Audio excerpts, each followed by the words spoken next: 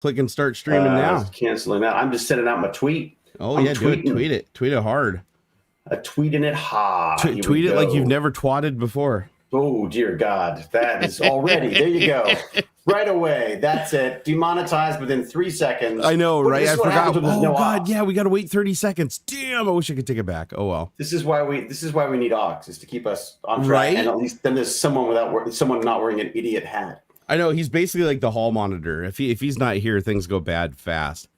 All right. Let me see. I'm going to share this out. I think we're live. Yeah, here's a question for you. Yeah, what's up with Aux, by the way, that it's allowed to be shared? So, it's his mama's birthday. Oh, so that's an excuse now. Yeah, he's celebrating his mama's birthday, the person who birthed him.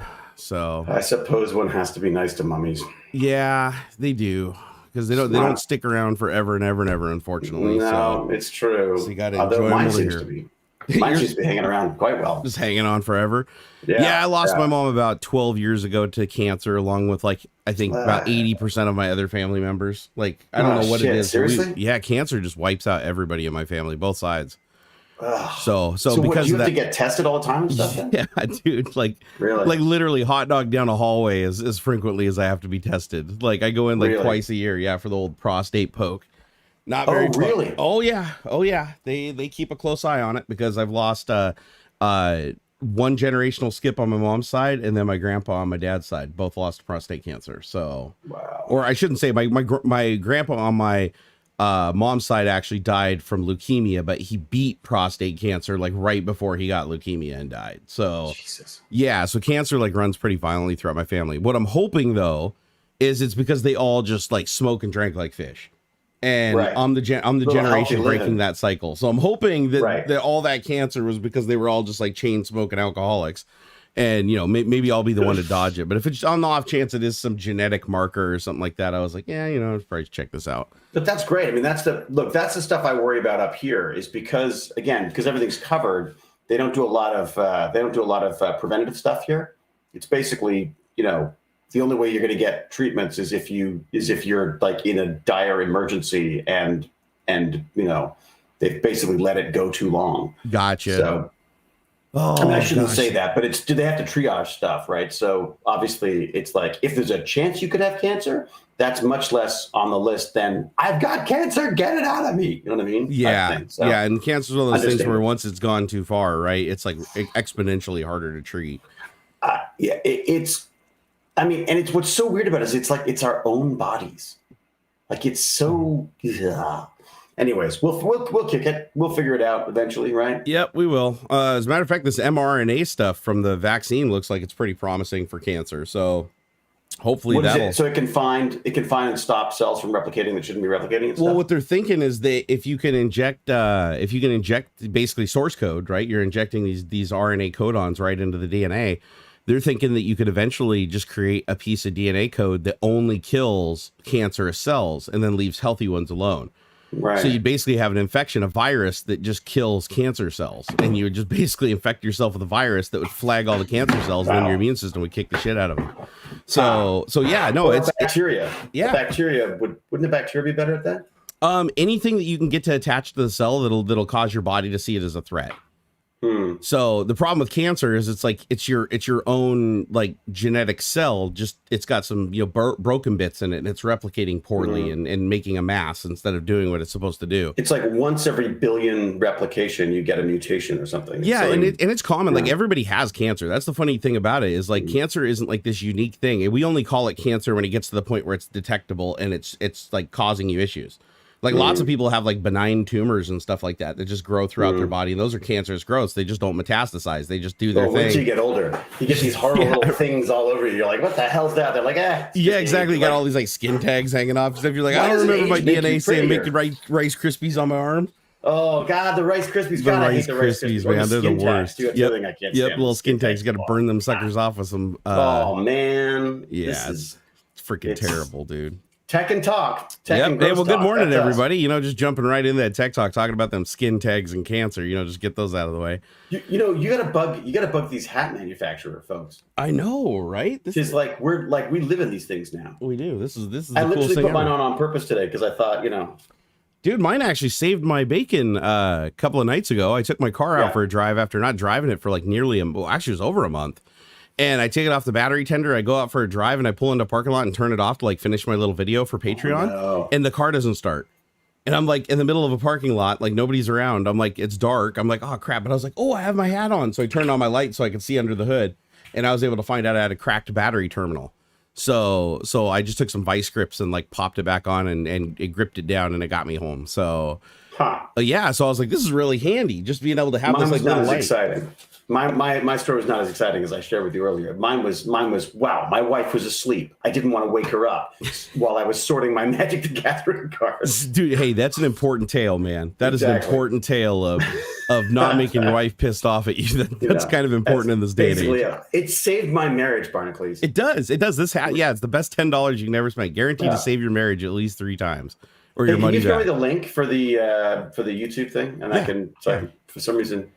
Ooh. Oh, these are the topics.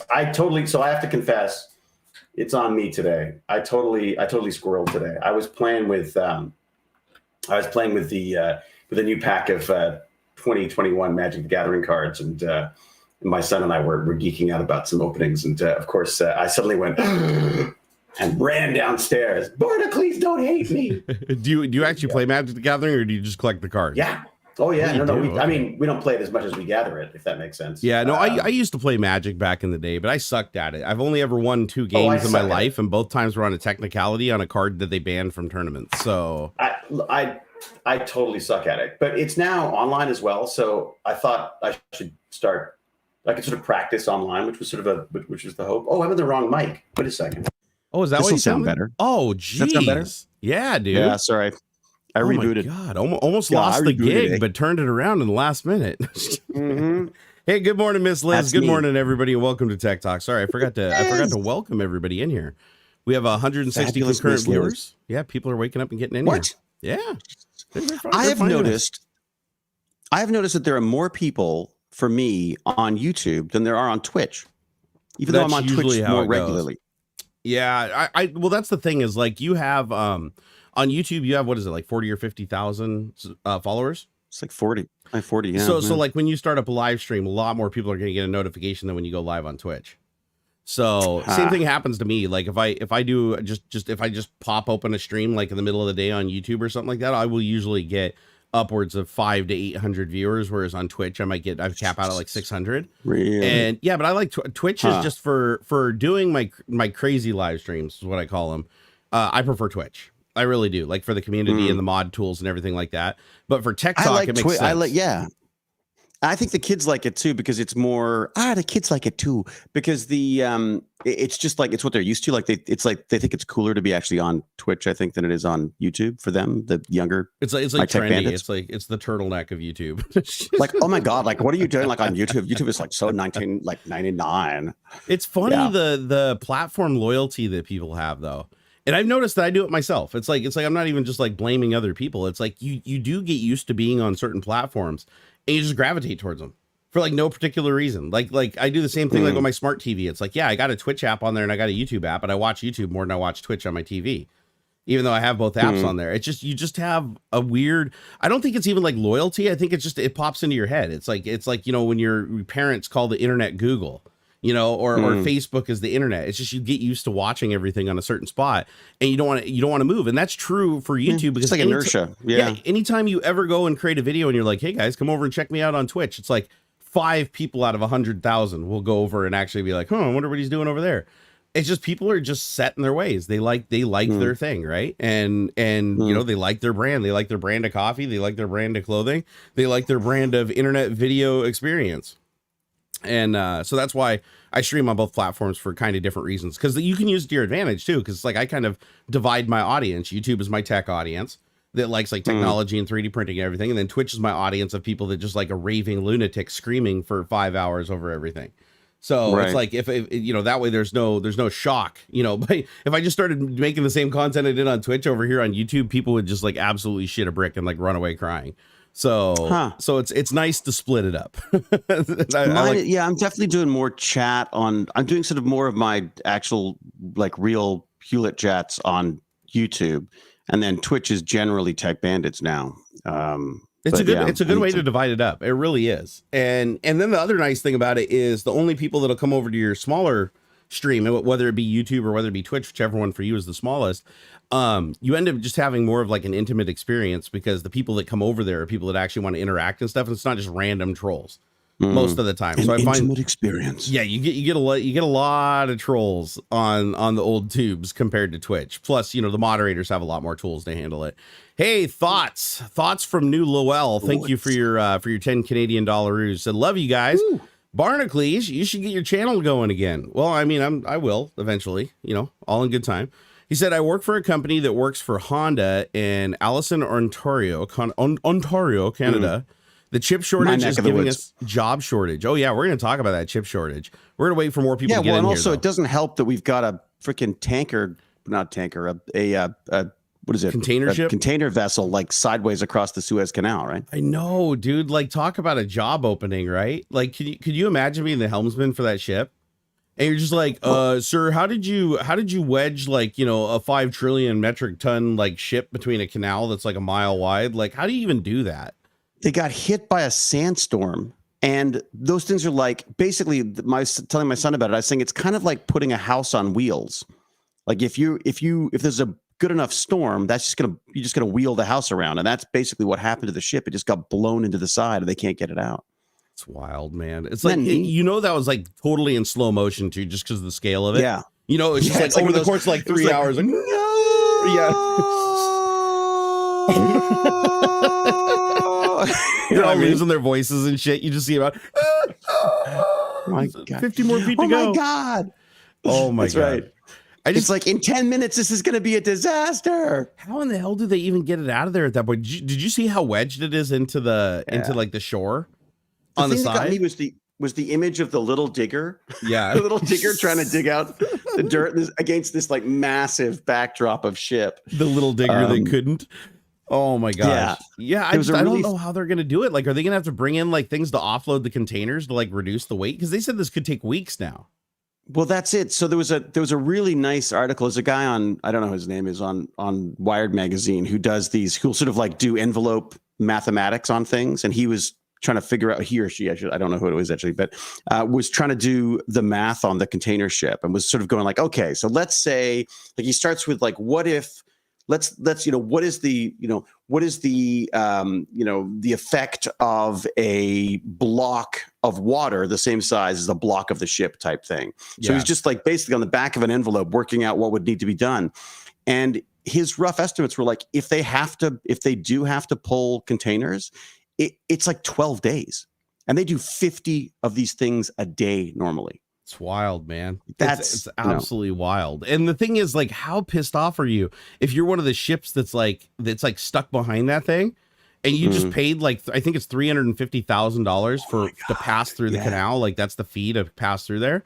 And it's like you pay, and that's the same price basically as buying the fuel to go around. You just save yourself like 3 weeks or something like that. Yeah. In travel time. And now they're going to probably be sitting there for like the 2 or 3 weeks, like doing nothing and paying that fee. And yeah, they could have just gone up and around. It's like that subway thing when I get on the subway and they go like, there's a delay. I'm like, you couldn't have told me that before I put my freaking ticket money in. Like exactly. Yeah. And they didn't either. They just let like 50 ships pile up before they were like, oh yeah. In another news, it'll be fine. We've got diggers coming in. Yeah, don't worry, man. Yeah, we're totally gonna make like a trough around it that your like 10 football field long ship can like just squeeze by. Like probably not gonna happen.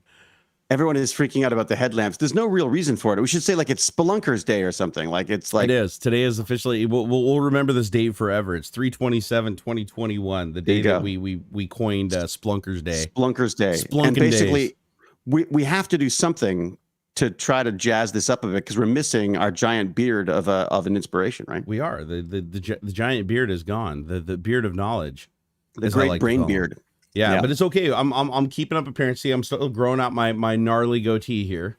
So that's becoming quite I mean, it's just slightly past the point where the cat could lick it off my face while I'm sleeping. But I mean, I'm getting there. I'm starting to feel like a manly man, David.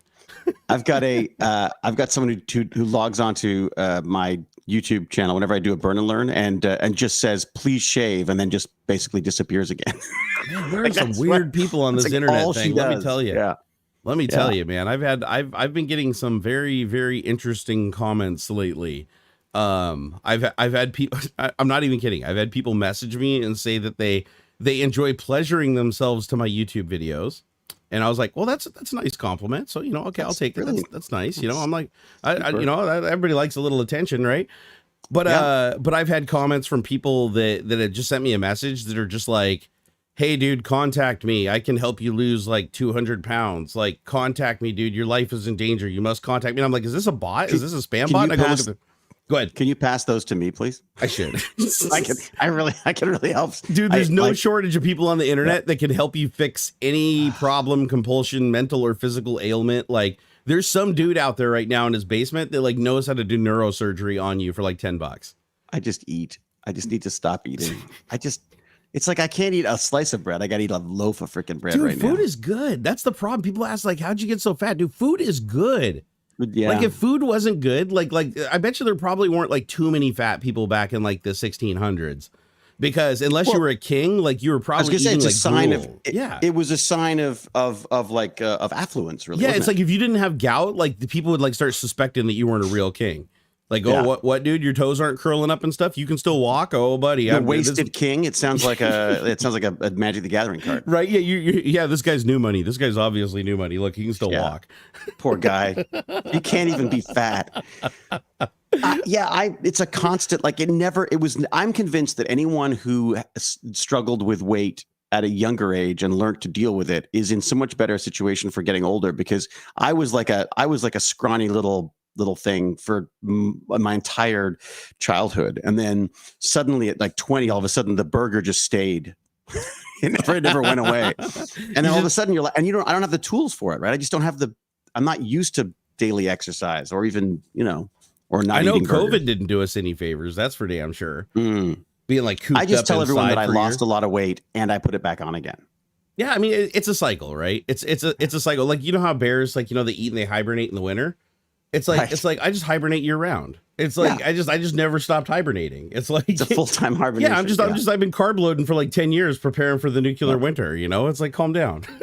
I said to Jane last night, I was like, you know what? It's Friday night. We had we had a mental health day yesterday. So basically, Baz had a lousy day on Thursday. Oh, that's he was sad. like playing some game. He fell over. He got a couple of scrapes and bruises and stuff. Oh, I mean, nothing serious, but it was just one of those days where you could and he just said, I just feel like everything, like nothing went right today. And so I sort of in the back of my mind, I thought like, okay, so maybe this is a good day to give him a break. And so Friday rolled around and he was just like trying to get out of bed in the morning and everything ached. And I was like, all right, Jane, I think maybe today is a good day for mental health day. So he just got to sort of kick back and have like a fun day. And so Friday night rolls around. I'm like, okay, Friday night, let's just order some food, chill, watch some TV, just like hang out. And Jane's like, yes. So like the entire rest of the day and every other day. So, but I still love it. I still love it, man. Like you're like, I like mental health day. I think I can turn it into mental health week. Yeah. Mental health career. Exactly. That's what I want. Dude, you can make a job. Hey, you can make a job in it, right? What was it, that guy, Tony Robbins or Anthony Robbins? Oh my God. His entire life is just like mental health day. Like he has a genetics thing on his side too, though. Like the guy looks like a freaking perfect human. Dude, you could cut glass with that jaw. Like seriously. I know. I mean, the dude definitely won the genetic lottery. If I said the stuff that he says to people, people would literally just throw things at me. Right. And he has one of those voices where it's like you just hear him talk and you feel like he's coming from some kind of authoritative place. You're like, man, that guy's he sounds like he's come from a major coke addiction is what it sounds like. He's got that kind of voice that's like, I've been talking for like this forever, He's like, it sounds like someone who's been through that. Yeah. Mrs. Oh my God. B. Oh, hey, we got a Miss B in the house. Who are these twins? We're the headlight. We're the headlamps. We are. We're the headlights. Well, you know the Green Lantern. We're the Orange Lantern. We have no powers and we like food. Yeah, that's it. Now I know who Doctor Who is. So Elsa didn't know who Doctor Who was before because Elsa's like 13 or something. How the hell do you not know who Doctor Who is? 13. Like this whole true. This whole I guess thing that's true. Yeah, you know what I mean? Dude, it's like the people that still message me and say I've never seen Star Trek or I've never seen Star Wars, and I'm like, I know. How? If you haven't seen Star Wars, I don't know how that happens. How do you go through society like without accidentally even just being exposed to it? Like it just doesn't seem like one of those things where you could avoid, like even if you tried. I have a Baby Yoda chia pet, for God's sake, and I'm not even consider myself a particularly big Star Wars fan. Yeah, I'm not even kidding. I have one of those too. It was gifted to me. I still got to put it together. I love. Oh, you haven't done the chia? Mine didn't come with chia seeds. What? You got a chia pet with no chia seeds? Exactly. I was, and I tried tweeting the company, and I got nothing, silence. So I just ended sprinkle other stuff on it. Just like it turns out we had chia because we're so sort of, I don't know, metrosexual or something. We had like a thing of chia seeds for some reason. That's so funny, dude. Just the random things you got in your drawer. Yeah, I just like, pasted it chia on. Pet. I need to put something. No, there's some chia seeds left over from the last gift I got 14 years ago. Darling, where's the chia? Yeah. You know, I think chia pets have existed almost my entire life. I don't know when they were invented, but I want to say that they've been around my entire life. It was like 60s or 70s. It was along with the pet rock. Dude, the pet rock. That would kill if that made a comeback, by the way. Especially if you could smear chia seeds on it and you could make like a pet rock mohawk. You have like the furry pet rock.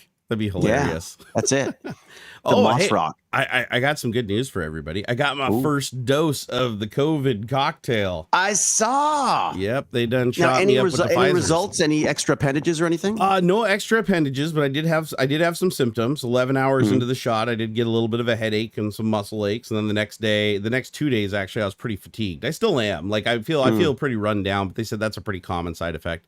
But right today I feel pretty much normal. So I got to go get the second shot, I think in 2 or 3 weeks. I can't remember, but I go in and I get the second one. Then I have to wait another like 7 days or something like that. And then after that, I'm allowed to like technically rejoin the world. So but this is the weird thing is, so here they're giving first shots and then not giving second shots for like 4 months or something, because it's that way they can say that more people have been vaccinated.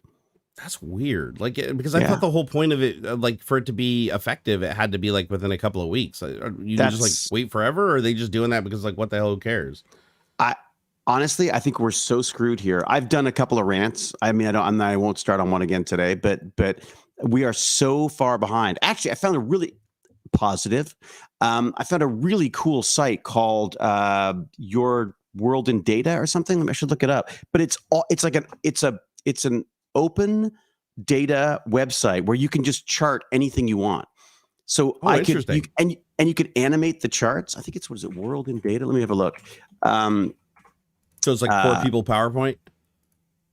Well, basically, but it's all of the data. Like it's not even just the PowerPoint. It's the they've got the data. Is this it? I think this is it. Let me see. Okay, let me. So you think it's just got a whole bunch of data points you can throw in there and chart, or? Yeah. So like, for example, for myself, I was like, oh, I want to see how we're doing with vaccinations compared to like, UK, America, Israel. I thought was interesting to look at because they're 100%. And then I put in India, and I was like horrified to see India and Canada, like literally India and Canada were like at the same rate for a while. Then India started to pull away, and then Canada finally started to pull away. But we're still way, way, way down. Our world in data, that's it, huh? You guys have the whole universal healthcare stuff or whatever. So like, I'm surprised you guys aren't like leading the world in this. Well, I think so are we. I think we're kind of surprised too, right? So, oh wow, look at that. Apparently Willis Chitwood is just going to take their chances with COVID. Well, good for you, Willis. That seems like a really smart thing to do. Yeah, that's right up there with the flat Earth and good luck. Hey, I would highly recommend against that, or at least about people keeping a very big distance around people who feel that way. Yeah, it just frustrates me that people are still like, oh, I don't care if I get COVID. So it's not about you. It's about everybody else. That's what makes this thing dangerous. If it just killed you, nobody would care. It's like we don't care if you drive a motorcycle off a cliff. Stupid. We've got the freedom. We need that freedom, man. Freedom, liberty to be dumb. Just God. Hey, people are throwing about other people. Think about other people. Oh yeah, dude. Oh wow, Tinker and Carl. I like that name. Old Tinker and Carl, man. He slipped 50 sexes into me. He said, "Wow, 2 minions." Did the minions have flips? Is that what he said? Yeah, it is minion-like, isn't it? It is a little bit. Yeah. Michael Hauser, thank you for the $10. He said, "I haven't seen Star Wars, Harry Potter."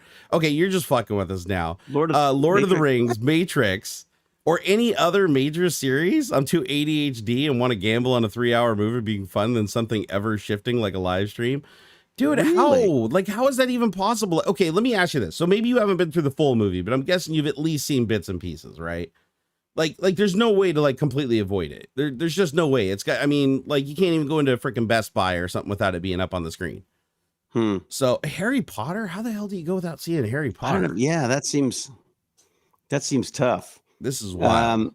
Yeah, I understand the ADHD thing, but you know, all that means is I'm just not going to watch the Snyder cut of League of, dude, it's so good though. It's so is it really good. Oh my god, it's so good, dude. But is it better than it was? Oh man, I hated the first one. I hated it when it came out. Yeah, I thought it was the shittiest movie ever, and their attempts at comedy were lost.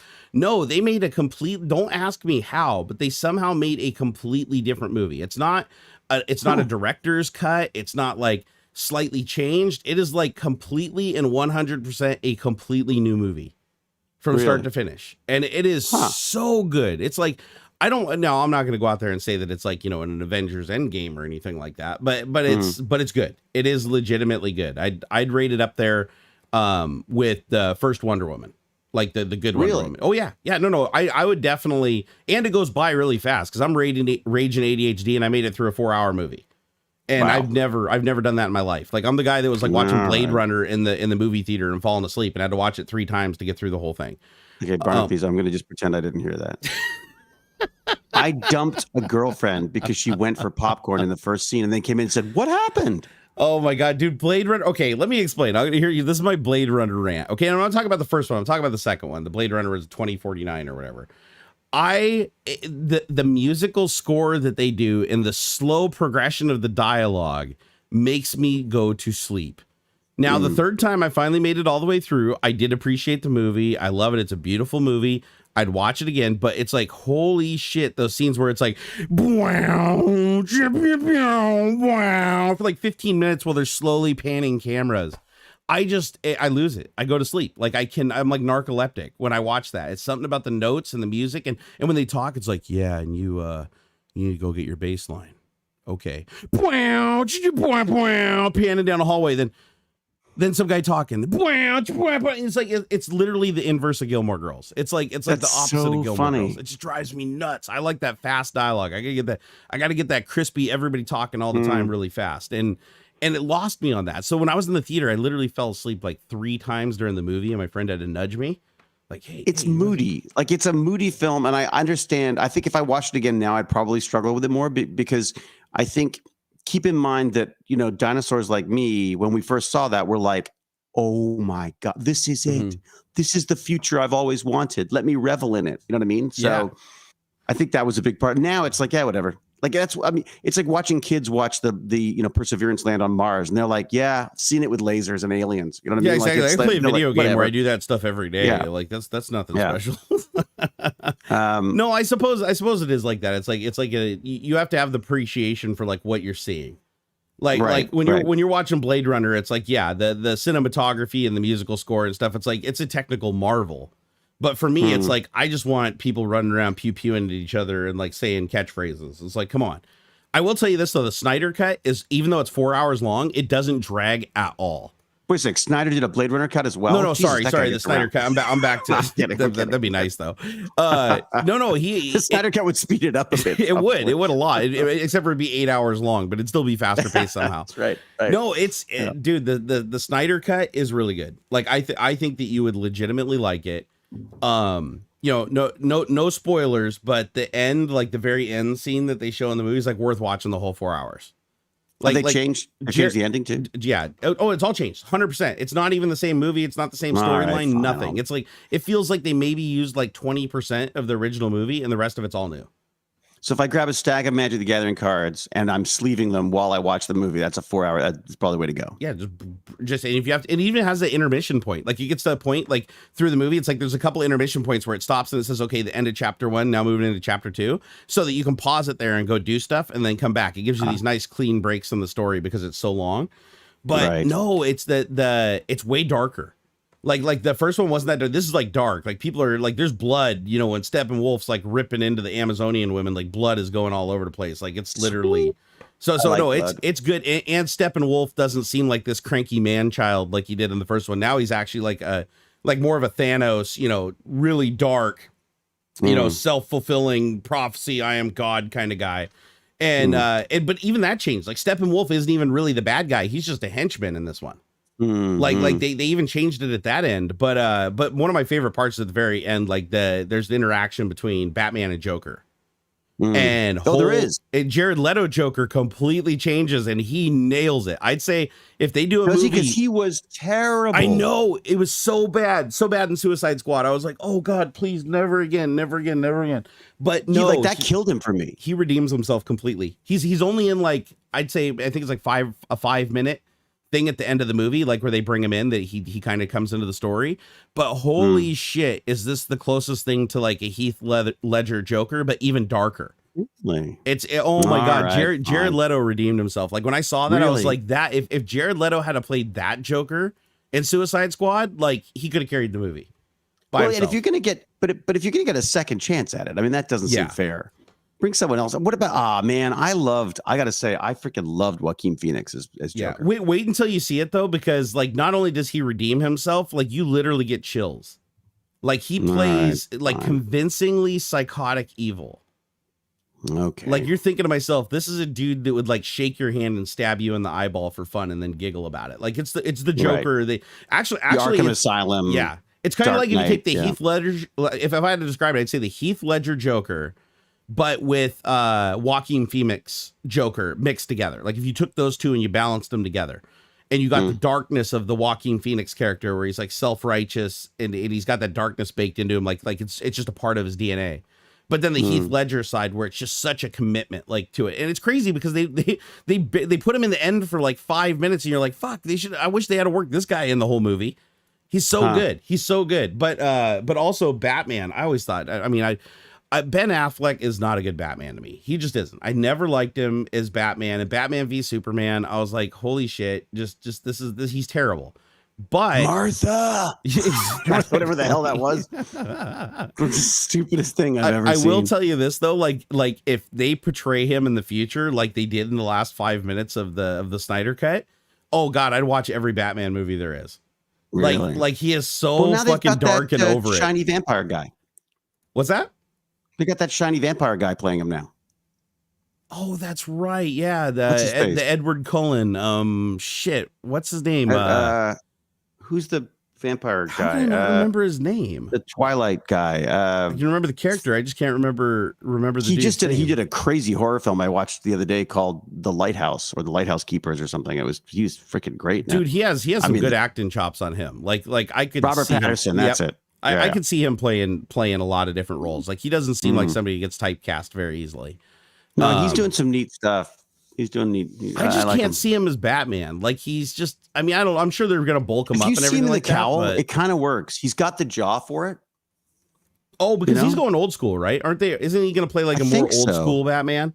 To be honest, I've kind of dropped out of. I like the superhero thing. I've sort of dropped out of a bit recently. I mean, if they make him like a comic book Batman, I could see that like working out. But like I'm used to the roided out Batmans now, right? Like Ben Affleck when he puts the suit on, the suit is like doubles his mass. He basically looks like a comic book character in the suit. But I even liked Christopher Nolan's Batman's probably still my favorite though. I love them. I mean, for what they were. I mean, they've been mocked since, but I still enjoyed them. I mean, I feel like, can we just give up on humans? Like, let's just do some really great animated, because then you don't have to worry about all this stupid stuff in between. I don't need to see them talking. I need them to tell me what the plot is, and I want to get on with the adventure stuff. Like that's what the comic books were about to me. Like I want to. I don't really need to delve into the tortured soul of. I mean, unless you're doing something like the Joker, which was very sort of almost analog, if that makes sense. Like if you're going to go digital to me, I'm like, just go full digital. Just why are we bothering with these?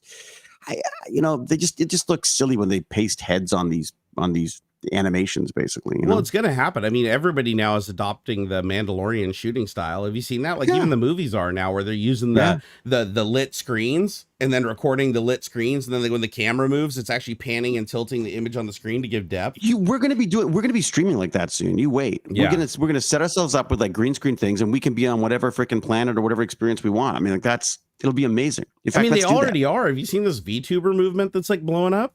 Oh yeah. So it's like you got all these people that are doing like real-time rigging with like VR and mocap suits and shit. It's like, I mean, literally making like completely virtual characters down to the voice even being altered and creating these personas online. And it's like now technology has reached a point where it's enabling people that are kind of like embarrassed or scared of being in front of the camera. Now they're like empowered. It's kind of like, you know, people that go to like furry conventions and stuff because they can have an alter ego and nobody knows who they are, right?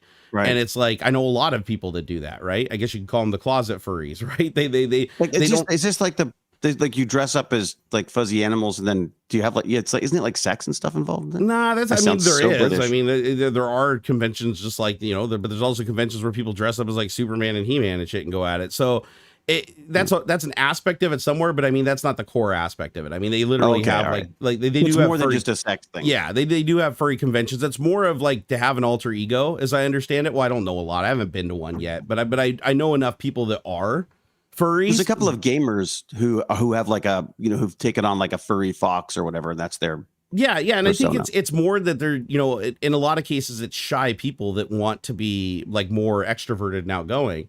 And that allows them to do that. Like just playing a character kind of lets you get out. Like I know a lot of cosplayers that are incredibly shy, and then they get in their cosplays and they're just like the most outspoken, you know, running around and doing the moves and everything. But then when they're out of makeup and they're out of costume, they're like super reserved and super quiet.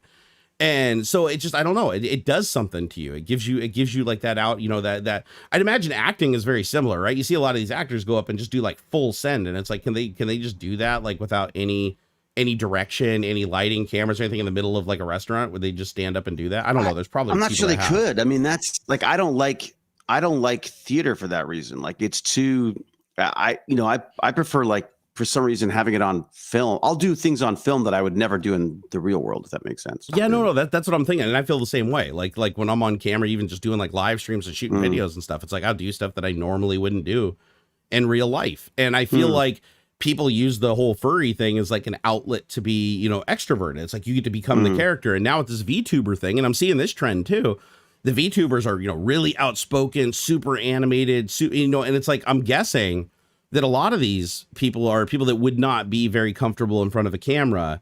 Otherwise, they would be like, you know, and they feel like judged. But when they're the VTuber and they know nobody knows who they are and they're playing a character and everybody else is watching the character they're playing, that kind of becomes a buffer between them, right? It becomes like this protection or a shield where if they have to sync that persona, like if everybody decides they don't like it or they attack it or they can just delete it and go create another one and just re-roll the character, so to speak. So I think it's a cool thing. I love it. I honestly think that it's a great thing. It's going to allow more people more options to be able to live stream and to be able to share, you know, their likes and dislikes and, you know, do their stuff online without necessarily exposing themselves. Like, for instance, even if you had a job, like a lot of people are really worried about doing live streaming because they have a day job and they're worried about losing their day job because if somebody doesn't like you in chat, they'll go dox you and contact your work and be like, oh, so-and-so said this on the internet, you should fire them.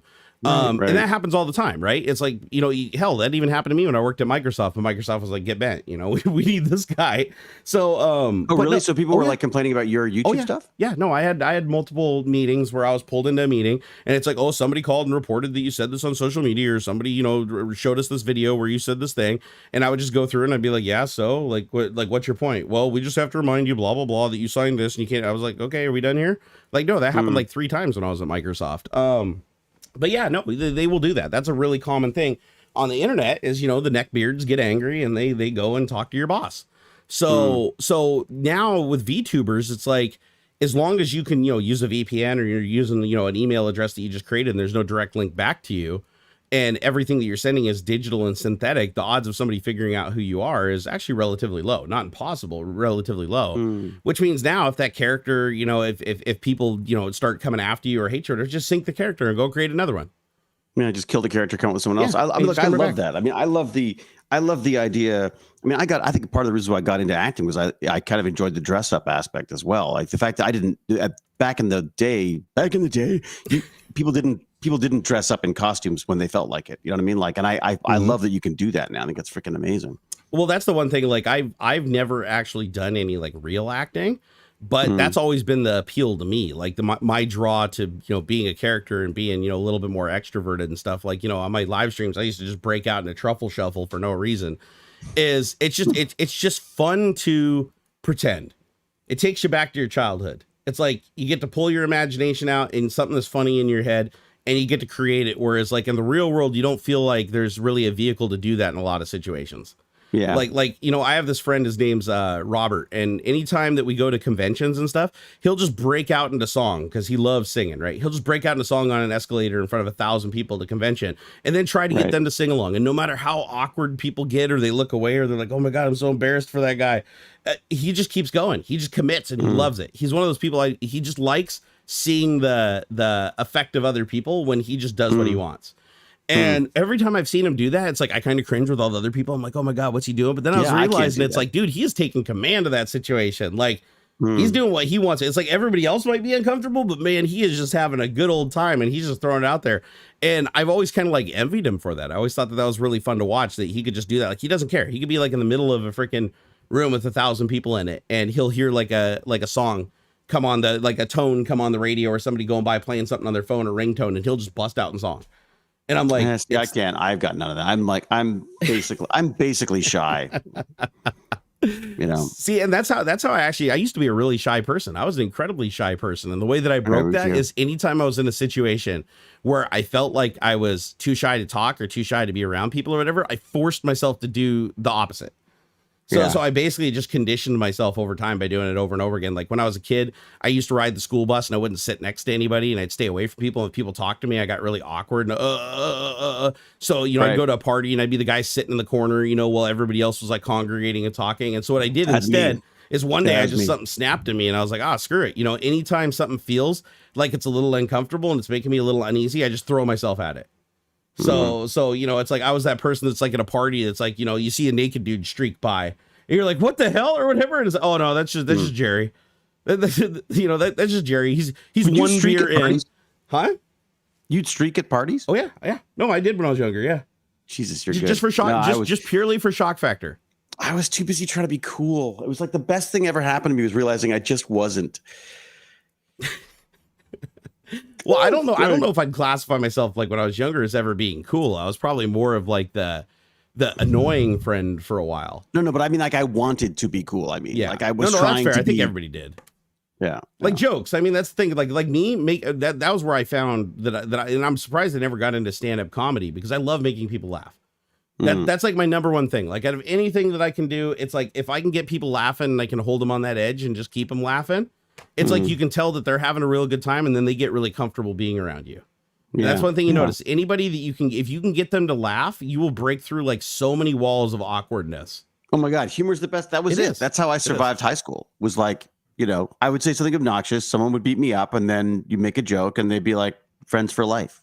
It's great. Yeah, no. And that's how I broke a lot of those, you know, those walls between me and, you know, people that, you know, otherwise wouldn't like me and just consider me like a nerd.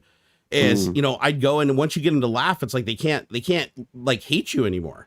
Like you'd have these people that look like they wanted nothing to do with you or anything, but if you could get them to laugh, if you could actually get them to laugh, their guard would just come down. You just depleted their shields. Yeah. And then all of a sudden it's like, oh, you're cool. You know, you can stay. And it's like, you know, and I always love that. I love the fact that humor is like a gateway that seems to work in almost every situation. Yeah. Like it's rare to find somebody you make them laugh and they want to punch you in the face. You know, it's like that's a rare occurrence. Does happen, but it kills the fight or flight thing. It kills that fight or flight response where people don't want to, as you say, they don't want to hit you and they don't want to run away from you. It's just or have you ever noticed if you become the goober, like if you're the first person to be a goober, like you step forward and you're like, you know, I'm going to say the embarrassing thing and I'm going to do the embarrassing thing. Everybody else instantly like relaxes around you and stops being so reserved because if you set the bar. At least we're not Hewlett. No, but I've noticed that. Like I've walked into a conversation before at a party or something where it's like a bunch of people are being quiet and you just say something absolutely freaking ridiculous that anybody else would be embarrassed to say. And then all of a sudden you like set the bar so low that everybody else now feels comfortable talking. Yeah. And it's like you can get a whole group of people talking and like just diving into like completely nonsensical bullshit when all of them would be like, I don't know if I should say anything about that. I don't know if I should say anything about that. I just come in full send and just be like, you know, make some crazy opinion that's against what everybody else in the group's probably going to think. Make some observation that's absolutely stupid about myself. Like, why would you draw attention to yourself on that way? You know, like why would be, oh, you know, have you guys eaten any good food lately? You know, and I'm like the fat guy in the group. And like, and everybody starts cracking up. And then it's like, boom, from there on out, everybody's like relaxed around you. And that's what I like, because I don't like when people are tense around me. That's one of my pet peeves, is like if I'm around people and I can't crack through their armor, and that's happened before, where I've had people that just like they're just not getting it. They're not getting my kind of humor. They're not vibing with it. No eye contact. I'm making them uncomfortable. That makes me uncomfortable. Like I start getting like weird about that. But if I can get the group of people to crack, even if it's just uniting them all against me, it's like that's a more comfortable situation than if everybody's just like really quiet and you can tell that they're just annoyed. I always liken it to the dog coming up and just like rolling over on its belly. Exactly. I just feel like that's what I do in a situation. No, that's exactly how I feel. Like, love me, feed me, love me, feed me. You know, look what a silly goof I am. Yeah. I honestly believe that like that somewhat narcissistic tendency, you know, for attention is kind of like what drives what I do. Is like I need that attention. I need people to like me. If people don't like me, it's like my kryptonite. It's like, no. Now there's always people that don't like you though. That's an acting thing for sure. Yeah. I mean, it's like, I always laugh at actors who go like, oh my God, you know, why can't people give me my space? I was like, because you're a fucking actor.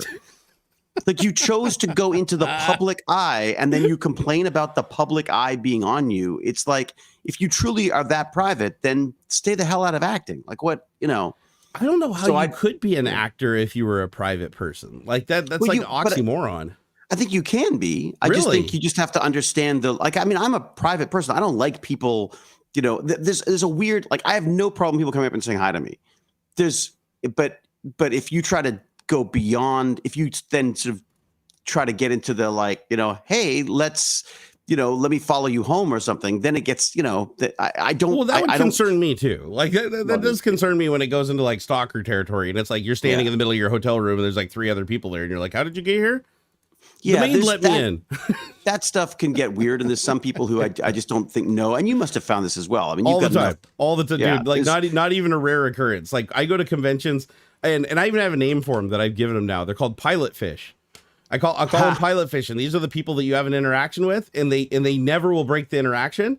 And then by the end of the day, they're never more than 20 feet away from you. Like, doesn't matter where you go, doesn't matter what restaurant you go to eat, doesn't matter. And you literally, like, you go back to your hotel and then usually you have to confront them at some point. And you're just like, okay, hey, I'm done for the day. Hey, guys. And I'm always nice about it because it's like, I don't mind when I'm at the conventions and stuff. Like, pilot fish the hell out of me. Like, I love having like a little entourage. I mean, that's why you go to the convention, exactly. Right? Is to spend some time with people, right? Exactly. But you do have people every once in a while that, well, actually, it's more than every once in a while, usually, that will just follow you around the entire thing. And it's like they don't understand that that's like inappropriate. Like it's one thing to have an encounter, to meet somebody, talk to them, but it's like, don't follow them to the bathroom. Do not follow them to lunch unless you're invited. No, the bathroom is. Oh, that was freaking me out, dude. That happened to me a couple times. The bathroom is I remember Chris Judge saying to me, like, don't use the urinals. And I was like, what? What are you talking about? Dude will pull up right next to you and hold a conversation. Fucking happens for real. We'll be using the urinal and we'll turn and go, and like he's being peed on apparently. Oh my God. Okay, well, that's bad. I haven't had that happen before, but no, I've totally had the situation where, you know, I pull up to the urinal and I start going, and the second I do, then some person behind you starts talking to you, and then they'll just roll up right next to you. And like, even if they're not using the bathroom, they'll just stand there at the urinal like they're using it and just have a conversation with you like it's somehow appropriate. I mean, and that's weird even for me. There are people like that in the world for sure. I mean, like this, like, and that's whether, no matter what. I mean, I think one of the advantages of being an actor over being a streamer is that there is, for some reason, because of film and TV, sort of people are almost more familiar with the idea of a film and television actor. So there's still a little bit of a veil there. Yeah. Whereas with Twitch streamers and YouTubers, there's like, it's like people expect you to do this, have these conversations with them in real life all the time, whenever, you know what I mean? I think it's because, I think that's one of the attractions of like live streamers in general is they just seem like real people. They're not produced. Yeah. They're not directed. They're not, you know, you're not going to the movie theater to watch them. It's like they're more accessible online. Therefore, they're more accessible in real life too. And I think we are. Yeah, we are. I love it when people walk up to me when I'm in public. Like, even if I'm just out shopping or something, I love it when somebody walks up and goes, oh my God, are you that guy from YouTube? I mean, usually they can't pronounce my name. Nobody can. But they go, oh, are you that guy from YouTube? And I'm like, yeah. I don't know what you're talking about, Barnacules. I've met some actual friends that I still have to this day. Just random encounters in public. Somebody just walking up to me. Like, I had a guy walks up to me. He's like, oh my God, I knew it was you or whatever. Because he pulled into a parking lot and I was in my car and he recognized my Subaru from my videos that I have, and he gets out and But isn't that creepy though? Like they know you're. Dude, I get your license plate and stuff. Have you had any like road rage encounters yet? Not where they weren't road rage, but you thought they were road rage, but it actually turned out being like somebody who was a fan who was trying to get to you to talk to you? Huh. No, I've had a few sort of like, chats at whatever, like rest stops and stuff, but that's about it. Dude, I have had some straight up scary encounters. Like one where I even drove to the police department. They even followed me into the parking lot of the police department and got out of their car. And I'm like, this person's going to kill me in front of the police. All right, well, I lived a long life. I'm good. And no, they literally just wanted to take a picture with me and they wanted me to sign something. And they literally followed me. Like I turned around like 20 turns trying to avoid them. And they were right on my bumper. And anytime I drop it down a gear and punch it and get some distance on them, they would just show right back up again, like instantaneously. And they almost hit me. And so I pull over and I was like, hey, I'm flattered, but you scared the shit out of me. Oh, I'm so sorry. I wasn't even thinking about that. It's like, dude, you were literally like riding my bumper. Like I could see their face and their windshield in my rearview mirror. Like I couldn't see the front of the car. They were so on my ass trying to pull me over. And then I had one word. Imagine if we were like hot female YouTubers or something. I mean, they must be just like, I'd be shitting a brick, dude. I'd be absolutely shitting a brick. Like, but if that ever happens to you, just drive to the police department. That's what I do. Like, there's a police, even if you have to put in navigation and drive a little ways, just go to the police department, because if they are an actual stalker, they'll break off pursuit. But no, I've had some ones where I literally thought the person was like trying to kill me. Like, not that they knew who I was. I thought I just did something wrong. Like I had one guy that literally kept like getting over into oncoming traffic and trying to pass me and then stopping halfway at my window and like flailing his hands at me and like screaming, but I couldn't hear him because we're doing like 100 miles an hour and I'm trying to get away from him. And like, he's like crazy person. Yeah. And he's like slamming on the brakes and like swerving out of the road and running people off the road and shit. And I'm like, oh dude, I'm going to die. And then you get somewhere and you finally, because you don't want to drive home. You don't want people following you home.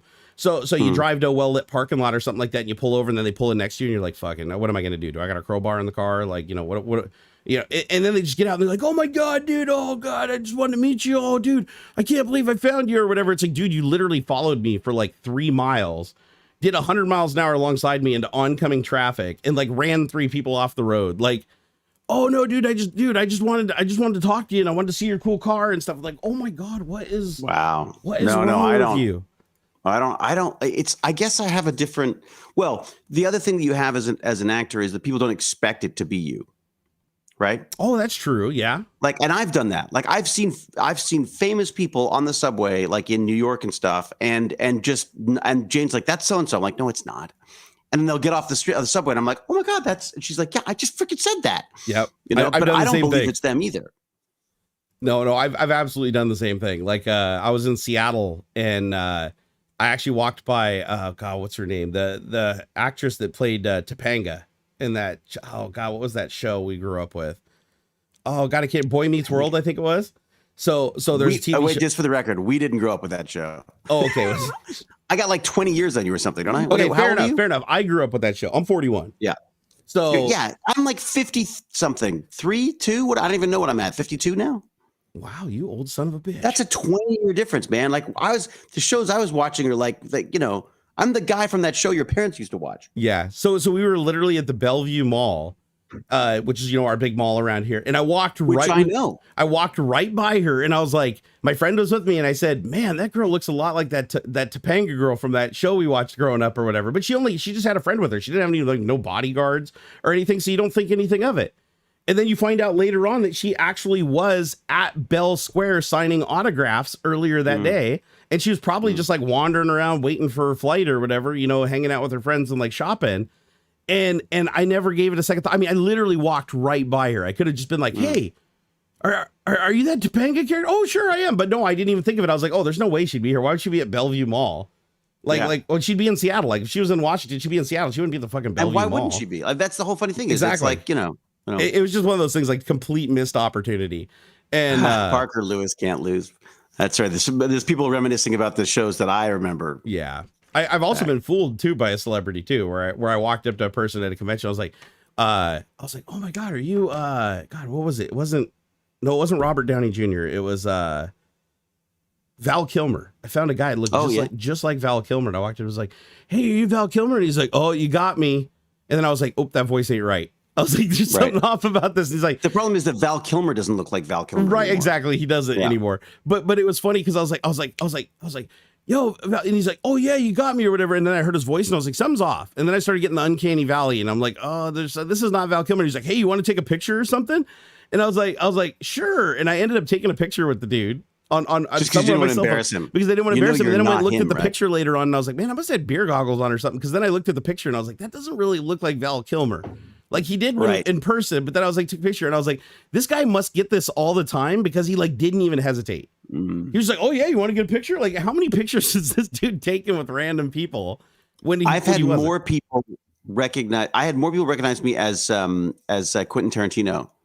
I could see that the longest time. I could totally see that. Than I did Stargate. Dude, I could totally see that. Like now that you mention it, like I could totally see that. Yep. It's the chin. But then you walk up and it's like you don't say 4 cuss words in 30 seconds. So they're like, nope, no. Get out of here. Yeah, within seconds they're like, oh shit. Dude, I love watching Quentin Tarantino interviews. Those are the best. Oh my God. He has no, I swear the dude's like raging Asperger's or something. He has no filter. He has no patience for any bullshit. Like the second you start throwing shade at him, he doesn't just get up and walk away. He just starts shitting on you back. It's the greatest thing ever. So Nate Anth is saying like you wouldn't bug me for an autograph and a picture. I have no problem. Like I have absolutely no problem doing that. The only time it becomes an issue is usually at like conventions where there are people like lining up to get photos, and then you want to stop me and take a photo on the way to me going to get, you know what I mean? Like that's when it just gets weird, you know? Yeah, no, and like in my case, it's like I go to conventions seriously just to meet people. That's why I go. I don't go for any other reason. Other than I used to be told that we are the entertainment at a wedding. And I thought that was the best description of it. The idea that the so-called celebrities are there merely to entertain people like a band at a wedding, because the people are there actually for the wedding, the people involved in the wedding, if that makes sense. So it's like there's a community of people who like to go to conventions and they like to hang out together, and for entertainment they look and talk and to celebrity folks. So that's I think that's a great way of putting it, and it sort of diminishes your sense of what's your weirdest because this is fun. I'm loving this conversation because this is like this is shit I've had to deal with. What's your craziest encounter like with a fan? What is the craziest encounter that you could recall? Like you don't have to say who it was or even where it was if it's going to be embarrassing to them. But what is like your craziest encounter where you're just like, holy shit, that just happened? There was a woman who pretended to accidentally find us on location one day. Oh, one of those. And I completely fell for it. And I was like, oh my God, that's so great. Hey guys, you know, did you get into her van with no windows too? Did she had rented? Introduced her to everybody, like, you know, gave her the chair to sit in while we were doing the show. Oh my God. You know, was just so excited that someone had by coincidence come to BC as a trip and had found and stumbled onto this show that she liked. Yeah, like what are the odds? Yeah. Exactly. And I was like, oh my God, this is so cool. You know, and I think it was like season 2 or something. So I was still naive and a little less jaded. And then as she was leaving, she said, you know, my friends back home said that if I ever met you, I should kiss you. And I was like, that's never going to happen. Red alert, red alert. Yeah. And then she started showing up all over the place. And she would write me letters that were in tiny, tiny, tiny handwritten, like pages and pages of letters and stuff. And it got to the point where I had to, when I went to conventions, I had to say, look, I'm really sorry, but if this person shows up and someone knew her or something and got a name. And so she actually had to be sort of distanced because it was like really heading towards like Fatal Attraction territory. It was pretty, I think she personally took offense that I had married Jane without talking to her first. Oh yeah, she was very, very angry about that. So yeah, I've had those. Actually, it sounds to me like you've actually had fairly chill encounters. I've had some straight up like shit your pants scary encounters. No, mine have been 99.9999% totally fine. Love it. So the weirdest like encounter that I had with a female fan was in front of about 20 other YouTubers. And this was at a place called Crossroads, and it's basically a little mall here in Washington. It's Crossroads Mall, and it's near Bellevue, but I don't know. It's hard to explain. It's like a little rundown mall. It's nothing special about it. It's like, imagine like a mall from like 50 years ago that somehow didn't get demolished. And so we'd have these meetups there. It's called the Seattle YouTube meetup, you know, and all the Seattle YouTubers would just get together and we'd all shoot the shit and have lunch and talk about stuff. Yeah, no, it was fun. We did it for a long time. But one time we go to this Crossroads meeting and I'm sitting there at the table and this girl's walking by. She doesn't look like she could be like 14 or 15 years old. She's got glitter all over her face. Her hair's like, you know, pink and blonde. She's got a backpack on with a bunch of like fuzzy animals and shit. You know, she walked by, she's looking at me like really weird. And I'm like, I can't help but notice that she's looking at me and I'm like, okay, this is weird. What the fuck's going on here? And she's like pondering something. She's walking by and then she just stops dead in her tracks and screams, "Oh my God, Barnacules." And she just screams at the top of her lungs. And I'm like shaking. I'm like, whoa. And all the YouTubers just turn around and just look. And she literally starts barreling towards me, like full on sprint. And Solar Island. And she's not slowing down. She's not slowing down. And I'm I'm sitting in my chair and I'm like, okay, I'm gonna get like tackled. So I get up out of my chair and she literally jumps up and wraps her arms and legs around me, like bear hugs me. I put my hands up like this, and all the YouTubers around the table are just laughing their asses off. And she's like, "Oh my God!" And I'm like, hands up, like everybody can see me. Cameras, everybody can see me. Hands up. I'm not participating in this venture. And she's like, "Oh my God!" She finally lets go of me after like 5 seconds and like drops the ground. And she's like, "Oh my God, I can't believe that I didn't know that you even were in this area. Oh my God!" You know, and she's just freaking out. And so she's like struggling to get her cell phone out. She's gotta get a picture. She gotta get a picture. She gets a picture. She's like, "Oh my God, I can't believe I met you." And she finally walks away. And I'm just sitting there like shitting my pants. I'm like, what just fucking happened? And my friend that's sitting next to me at the table, another YouTuber, he's looking at me. He's like, "Oh, dude, that's trouble." And I was like, "Oh God, what just happened?" Right? I just never ever end up in a room alone. Right? Yeah. So I go home and I look, and immediately the picture shows up. I think it was on Twitter or Instagram. This selfie that she takes with me, and then I go click on her profile and I find out that she was actually 22 years old. And she just had like all the glitter and shit on her and everything, made her look a lot younger than she was. Right. But she had posted this picture on her profile. And all I remember is when it said that she was over 18, I was like, "Oh my God, thank God.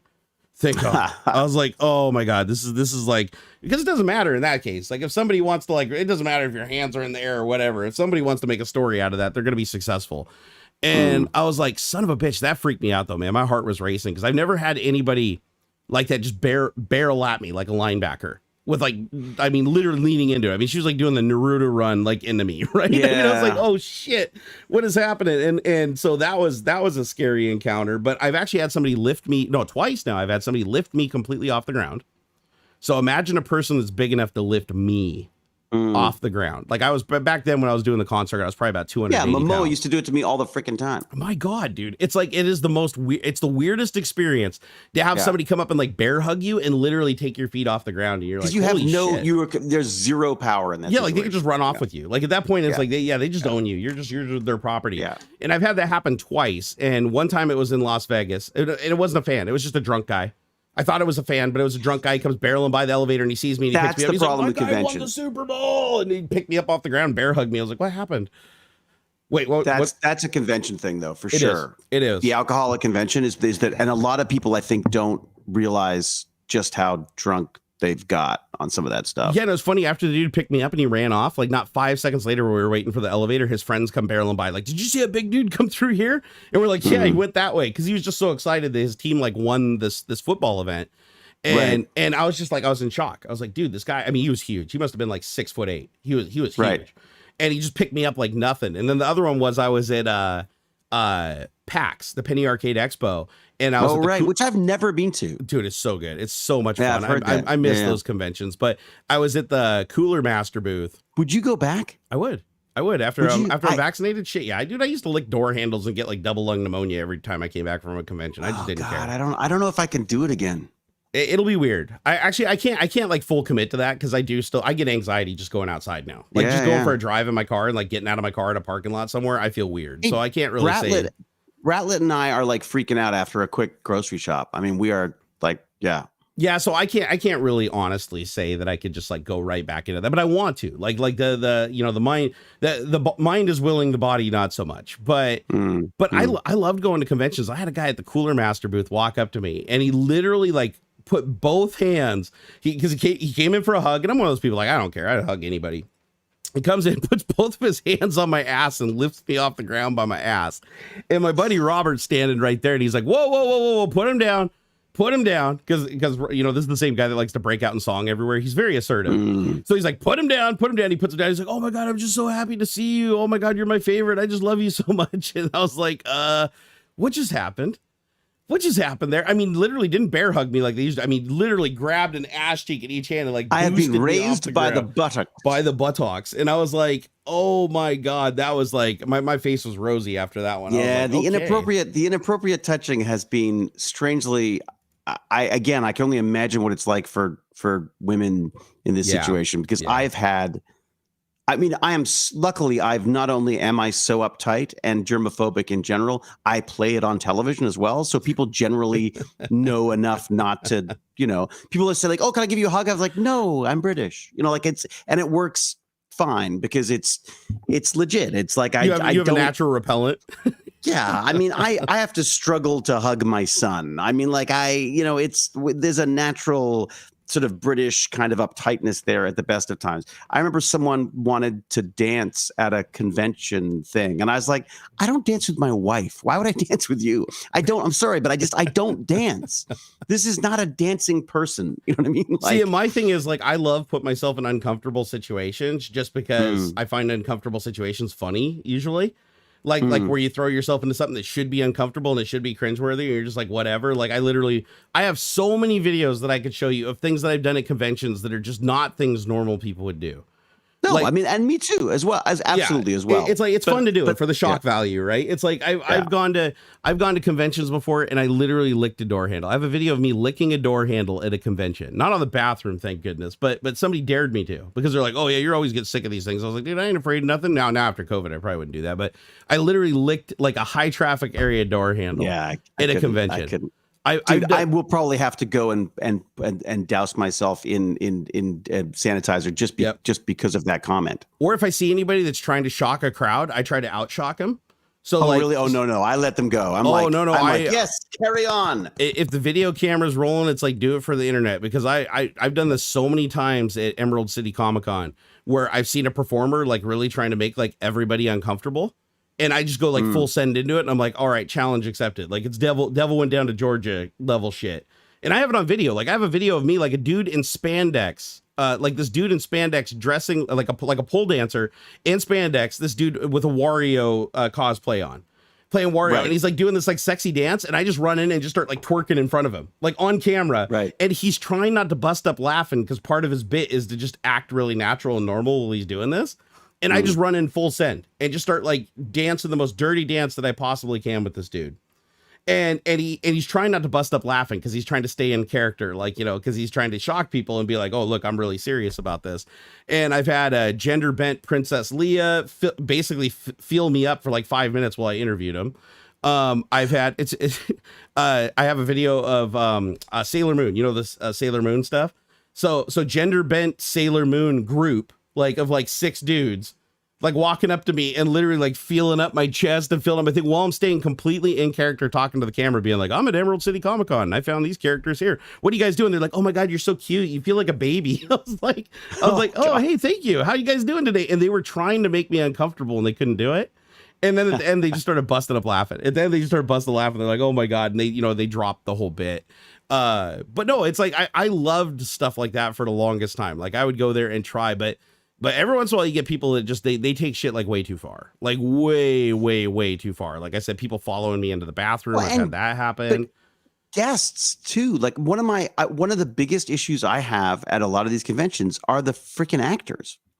Like really? I've had, I mean, I'm not to me, but just I find honestly the biggest issues I've had are with like actors who just get out of control at these things, and you're sort of going like, dude, what are you, or whoever, like, what are you doing? Like I've had people, oh God, like, yeah, there's just some, actually literally stories, like what literally stories I can't tell, but like things like, you know, married actors sleeping with fans who may or may not, you know, wow. There's I mean, I could believe it. I mean, that happens in the YouTube community a lot too. Like there's a lot of philandering going on at these conventions. I'm just so square, and I sort of have embraced that to such an extent that I think that basically has saved me from a lot of this. If I was, well, you know what? Perfect example. If I was 30 doing this, I think it would be a very different thing for me. Yeah. Because was I married then? God, how long has it been? Yeah. I mean, if I was single at a convention, oh my God, I can't imagine the trouble I would have got into. Oh gosh, I bring whenever I go to convention, I always bring somebody with me. I never solo conventions, so I always have either Graham with me. I call him my enforcer because he's like 6'8", but he's like a gentle giant, but nobody fucks with him. Like if anybody's getting close or I can't get somewhere, he's just like out of the way, and everybody just like parts the Red Sea, right? Because he's just this really intimidating looking bouncer. I mean, he literally was a bouncer for like half of his life. So he's just naturally, or I'll bring somebody like Robert, who's just incredibly outspoken and used to be in the Canadian military, right? So so he's like, he can carry himself and he'll get in a fight in a second if he has to. But they assign people to us. So we have people who would look after us, and there's usually security at these things, although most of security is dressed up as Stargate in Stargate uniform. So I'm not sure just how secure it is, but Yeah, I just like to have them there. Hey, GPG Gaming. They keep me out of trouble. That's what I like, because it happens. Like, this is what blows my mind is I don't know if it's just there's some kind of aphrodisiac effect to being known on the internet, but you get into weird situations, man. Like I've been at a maker fair. It's a power thing. Yeah, I've been at a maker fair, which is like the last place you would expect to see anybody that was like looking for like a one night stand or something like that. But I've been at a maker fair before and had like a girl just walk up to me and like give me her phone number and the address in her hotel room and be like, "Oh my God, you should come by and party tonight." And I'm like, no.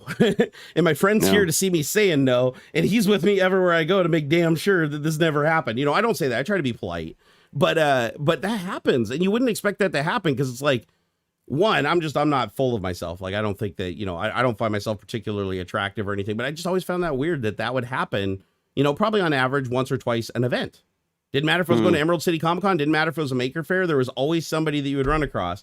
They'd be like, "Oh my God, you should come back, or we should party, or we should do this, or what are you doing tonight? Hey, we should go to dinner. We should do this." And it's like, you can tell it's not under, it's not just a hang out. You can tell that there's like weird intentions there and it feels all wrong. And so when I get invited out, you can tell it's literally just a hangout. Yeah, I know. It just turns out I'm just a total dick, and I've just been standing up all these people that just wanted to like hang out and play some Magic the Gathering. No, for me, it's literally people just want to play Magic the Gathering or talk about. I mean, that's the you need to model your persona to what you want. I remember Flanagan telling me this. He's like, dude, why on earth would you like tell people you like geeky stuff? I tell people I like scotch and they bring me bottles of scotch. Yeah. And I'm like, yeah, but I don't like scotch. Yeah. Be careful telling people you like stuff that you don't, because it'll just start showing up in your P.O. box. Yeah. I like chocolate and technology and trading cards. Yeah. Or even just like jokes. I was on a stream one day and I was like, oh, I saw somebody got like this bag of gummy dicks or something like that. And I was like, oh, that was really funny or whatever. I wonder where I could send those. And I got like 3 bags in my P.O. box in like a week. Right. And oh my God, yeah. I sat there and ate them on stream one though. There's a Twitch stream somewhere where I literally ate like half a bag of gummy dicks like during a Twitch stream. Yeah, but you can't eat half the stuff you get sent. You can't. I've had people hand me pieces of this is homemade fudge. I'm like, yes, and it's now in the shape of your hand. Yeah, and it's like full of like weed and mescaline and shit. What am I gonna exactly? I trust no one. Why on earth would I eat this? Yeah, no, I've had people just straight up offer me drugs too, which is like really weird. Like, because I don't do well, actually I can't say I don't do drugs. I have pharmaceutical drugs. I literally take like one of the worst ones there is daily. But I'm all for the pharmaceuticals. Yeah, the pharmaceutical shit. Yeah, if your name's on the bottle, it's perfectly fine. But no, I've had people literally just walk up to me and just like hand me like an edible or something. Be like, "Oh, dude, I got this weed edible. You want it or whatever?" I'm like, "No, I'm good, bro. I'm good." Everyone always assumes like I'm the man for this stuff, and I'm always like, no, I am so uptight. Like literally, like I just. Yeah, it's the idea of losing control in any way is just absolutely horrific to me. Yeah, like I never that's another thing I don't do is I will never like drink unless I have like 2 or 3 friends that I trust with my life, like around me, and at least one of them is sober. That's interesting. Yeah, I won't drink with a group that's all getting smashed, because I have a really bad phobia of like me being drunk and something like really bad happening. Like that's a genuine fear. It's just, for me, it was just like a regret thing. And I just don't want to ruin someone's, I remember like one of the worst stories of my life. Okay. Which to this day haunts me. And I was probably 18 years old, came out of a movie. We were like freaking hammered. Like we just been drinking the entire movie. I don't even remember what the movie was. I came out just wasted. this little kid comes up, he goes like, "Hey, I go to the school you went to, and I want to be an actor just like you." And I was like, good.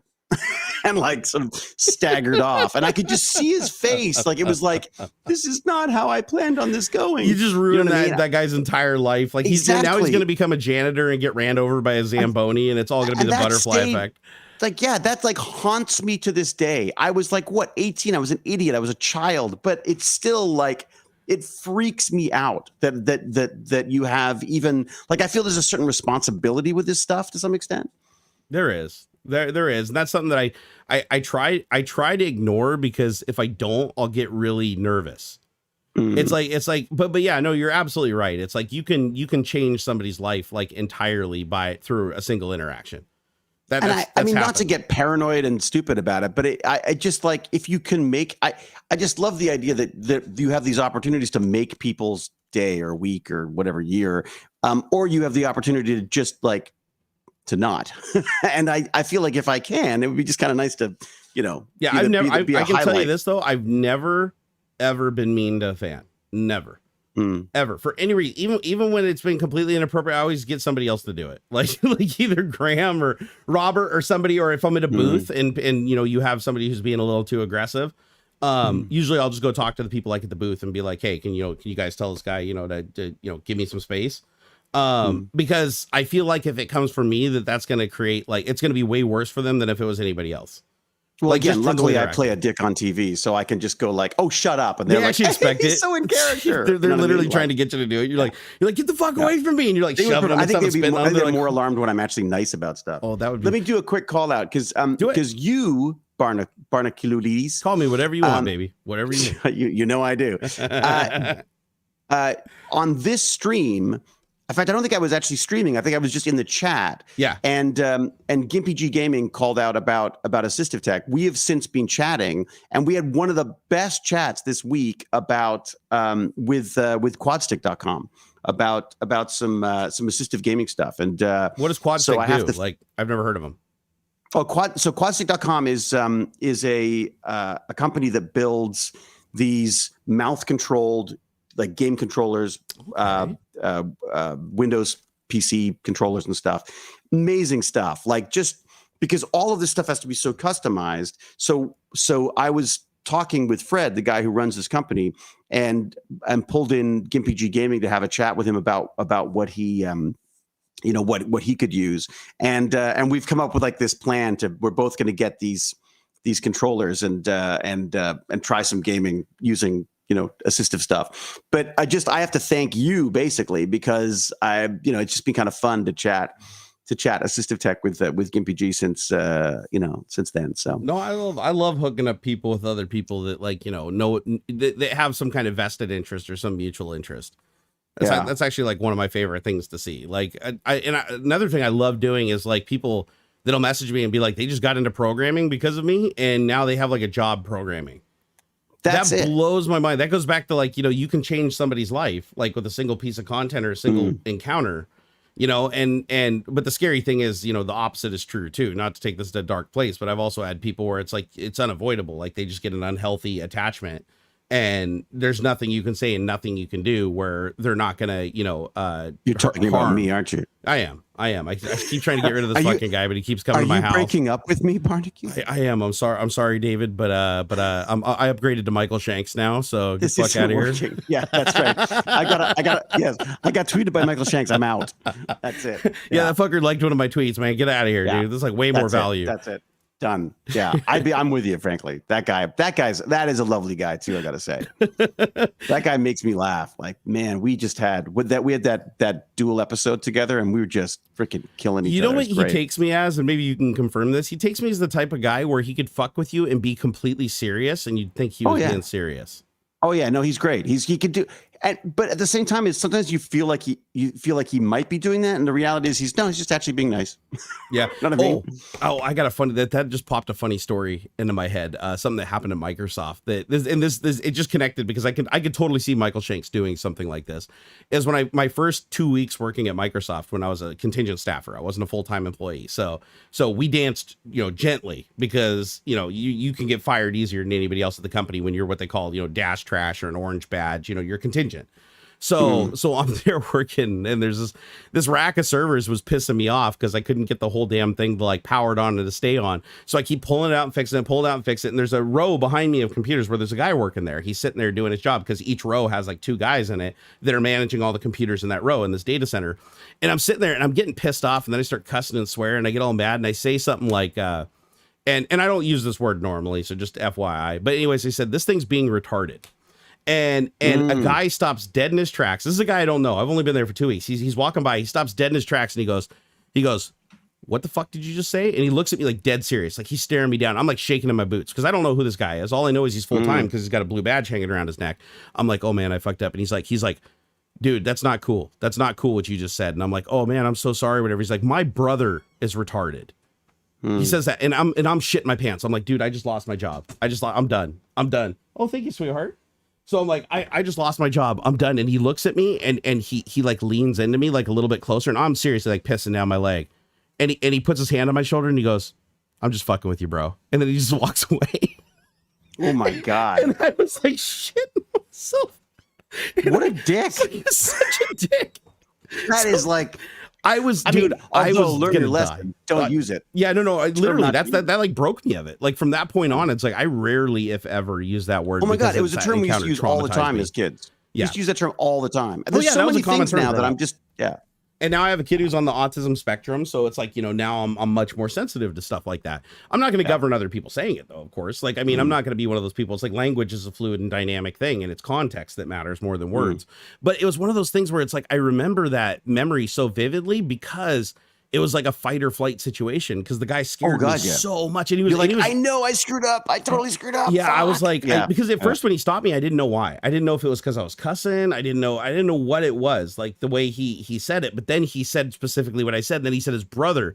And plus, like, you wouldn't say that. Like, that should have been a red flag. Like when he's like, my brother's retarded. Like, dude, why would you be referring to your brother as that if you're beating me up for it, So, but I was so scared. And then he just put his hand on my shoulder, like gently leans in. And he's like, I'm just fucking with you, bro. And then he just walked away. And I was just like, what the fuck happened? I mean, I was like shaking in my boots. My heart was racing. I was like sweaty palms. It freaked me out. And I ended up becoming friends with the dude down the road because we all work in this giant lab. So it's just a matter of time before you all know each other and you're going out to lunch and shit. But he reminded me of that like for 2 years. Like he would always tell the story when we're sitting at lunch or at a conference. So freaking proud. Yeah, he was so fucking proud because he just made me piss down my leg. And I have to admit, it was pretty good. Like the way he executed it, it's like you can tell when somebody's usually fucking with you by their face. Like, they're going to give it away. There's a tell. People aren't usually that good actors. Right. And he like, it was stone cold dead stare. Like this guy wanted to take me out in the parking lot and just kill me. And he did such a good job. And even when he leaned in and he told me he was just fucking with me, he still was like completely like deadpan. Like I was like, I could not read this guy. And oh my God. And there was other encounters like that when I worked there too, where I had people that were just totally fucking with me just to scare the shit out of me. And then at the end are like, haha, lols, got you. So you never knew.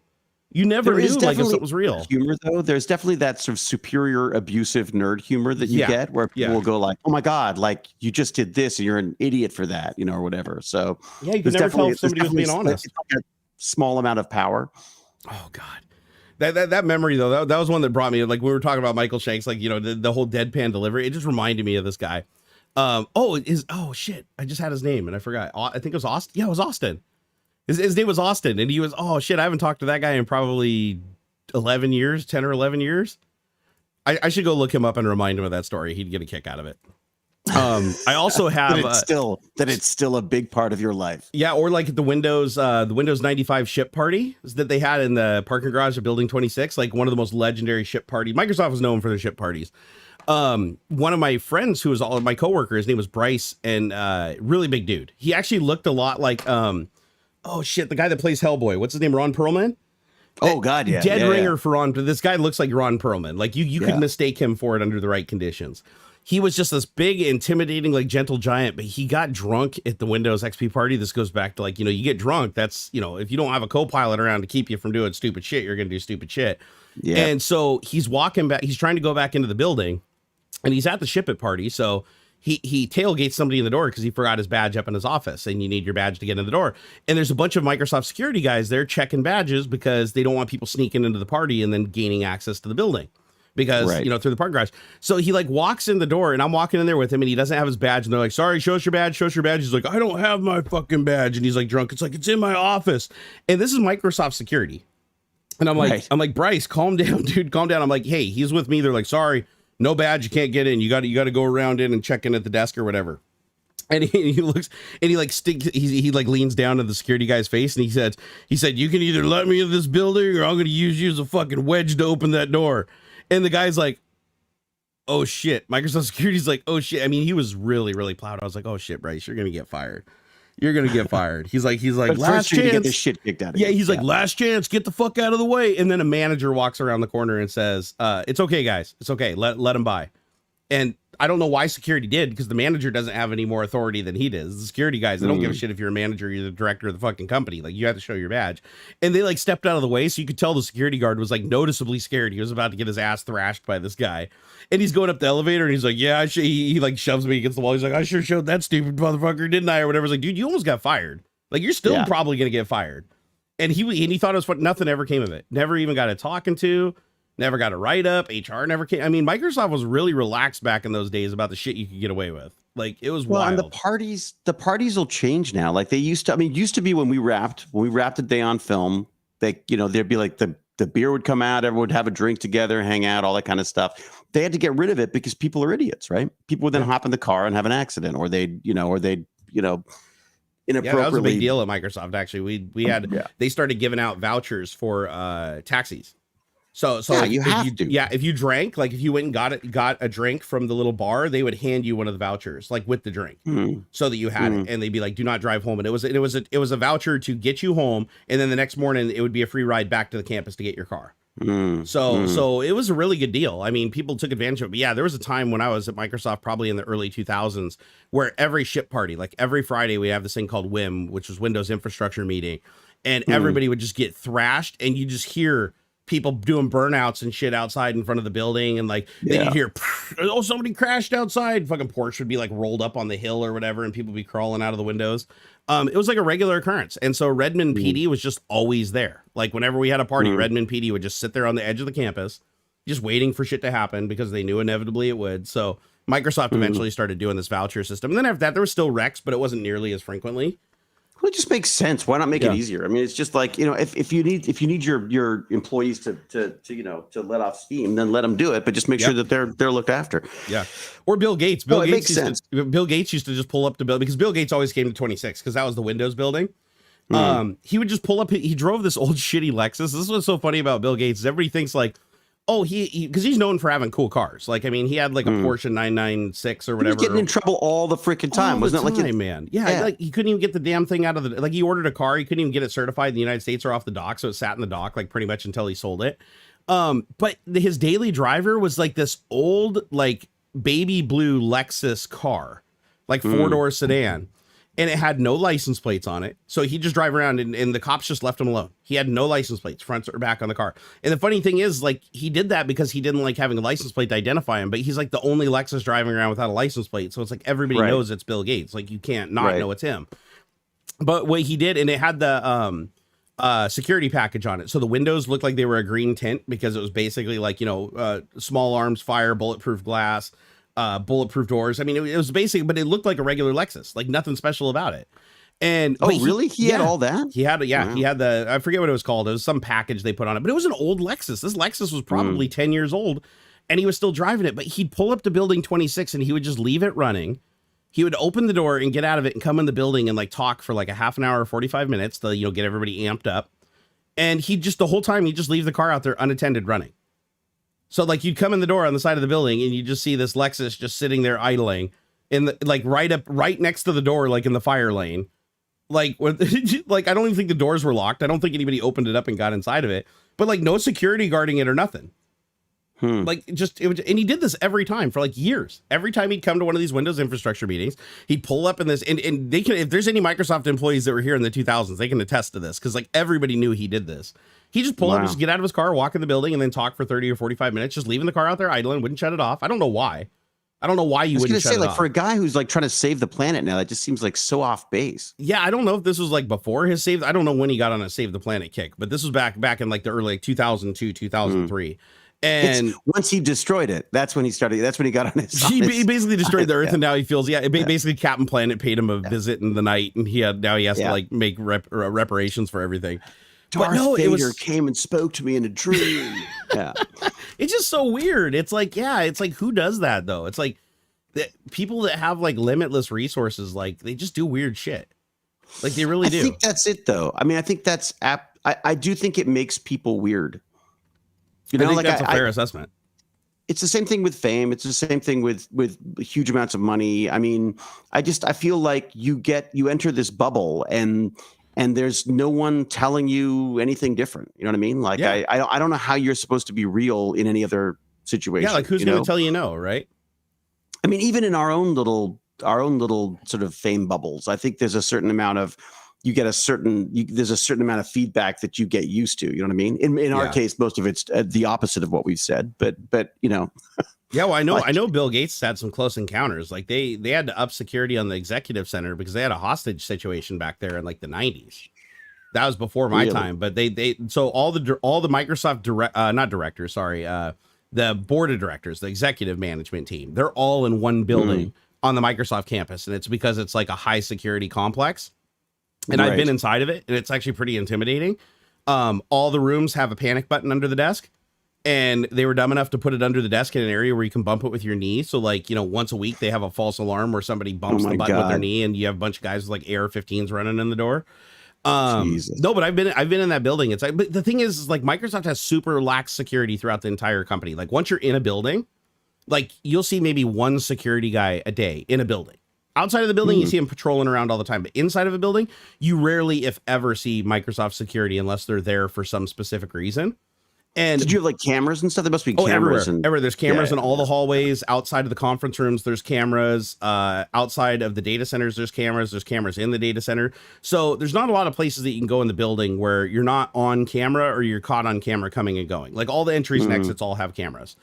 And so they at least they have that going for them. But still, even with all the cameras, people came in there and stole laptops and shit all the time, and it took them forever to figure out it was like janitorial services. There was one dude that was coming in and like clearing out all the soda out of the fridge like every night for like a month before they finally caught the guy like leaving the building with like a duffel bag. That's my kind of thing to do. It's like, what? This is great. Well, I filled my entire fridge at home. Like at one point, I have a picture, a low resolution, like 640, 480 picture from like an old Olympus camera of my fridge completely filled, every single square inch of it with Mountain Dew. Because every night when I came home from Microsoft, I'd grab like 12 Mountain Dew cans and stuff them into my backpack. And after doing that for like a month, I filled the fridge. Yeah. It's my problem on set is it's like, well, why take one sandwich when you could take two? And then you've got, got a sandwich for home as well. I mean, that's, You're over there at the end of the day, just looting craft services. Yeah. Oh, there's old Hewlett over there again, stealing all the mini pizzas and the quiches. Son of a bitch. I've sort of stopped a little bit now. My wife started producing. I realized that maybe it's costing people money, but I remember like Jewel State teaching me that's like, David, you don't just have to have one breakfast burrito. You can have two. I was like, oh my God, mind blown. Oh my God. Hey, Tinker and Carl, thank you for that 50 sexes, dude. He said, roll them all. Rick Astley for Batman. Oh my God. Rick Astley. One of my tech bandits Rick rolled me the other day. Is Rick Astley still alive? Like, I don't know. Yes. I've been on this weird kick lately where I think every celebrity's dead. My wife's been making fun of me for it. Like people that I haven't seen in years and years and years. Yeah. What does he do? In fact, he did he had a great version of another person's song on like on one of these like COVID stream things. Oh, so he's actually like still doing music and stuff. Oh yeah. And he's good. Could you imagine having like a musical career like that and then a meme literally just takes over? Like that's all I can remember. Out of nowhere. Now. He had like a bunch of songs, but that's all I can remember is Rick Roll. Yeah. Every Everlong. That's right. Dark Dragon. Yeah. He does a Foo Fighters Everlong that's really good. Oh shit. I'll have to go check that out because I got to get the Rick Roll stuff out of my head. It's like it's stuck in my head. Hey, what's up, Shoe Nice? Good to see you, bro. It's always good to have a little Shoe Nice in chat. He's the human goat guy that can drink a fifth of liquor and not die somehow or eat a roll of toilet paper on stream. Yeah, wow. He's an interesting feller. Someone was telling me that No, go ahead. Someone was telling me that apparently Ozzy Osbourne, they actually studied the makeup of his genes in some way. And I don't know whether it's the genes or whatever the hell it was but basically that his reaction to like amphetamines and alcohol, and it was so much less than other people that, he would go out at night and just drink or drug someone out of the freaking park every time. But that he has a terrible reaction to tea. Weird. So if he drinks a cup of tea, he's a freaking wreck. But if he does like Coke all night and 4 bottles of scotch, he's totally fine. Basically, it's something about his physical makeup allows him to do this. He's like the guy from the Rolling Stones. What's the running joke? Oh God, yeah, the guy that literally you could give him every drug on planet Earth and you couldn't kill him. Was it Keith Richards or whatever? Yeah, it's like Keith Richards, and he used to get like the rumor was that he used to get like blood transfusions just to try to get the drugs out of his system. Oh my gosh, dude! I mean, it's funny because like you look at the dude and you can tell he's had a rough go. Like you can tell looking at Keith Richards, like he has had a rough go, but like nothing could kill him. He's basically Mr. Burns. Like every single thing's going on inside of him, fighting each other simultaneously. So he's perfectly healthy. Hey, Demon God, thank you for the £9.99. He said, £9. David. That's some serious money. I know, that's like real money. That's £5, £9 sterling, right? Demon God said, hi, David. He said, I'm a big fan. I'm wondering if there's any chance you'll be coming to the UK in November for Wales Comic-Con. I don't like, this is the funny thing is like, there were a couple of conventions I was supposed to do, and then they got pushed by the pandemic, and they just asked about it recently. And I was like, I don't think we're going to be vaccinated before September. I don't think I'm going to get my first shot before September here. Well, maybe this will change your mind. Joel State's going to be there. Joe Flanagan, Michael Shanks, they're going to be there. Why aren't you going to be there? Well, I'd be curious to know if Jewel can do it, because I don't know that, because she's up in Canada as well, but the rest of them are in the States. So he says that she's confirmed. He says she's confirmed for it. So I don't know. There you go. So she's. I mean, that doesn't really mean anything though, because like I've even been confirmed for something and didn't end up. She's either braver or broker than I am. It's one of the two. So, well, she does make most of her money at conventions, right? I mean, she publicly said that in an interview that she makes more money at conventions than actually acting.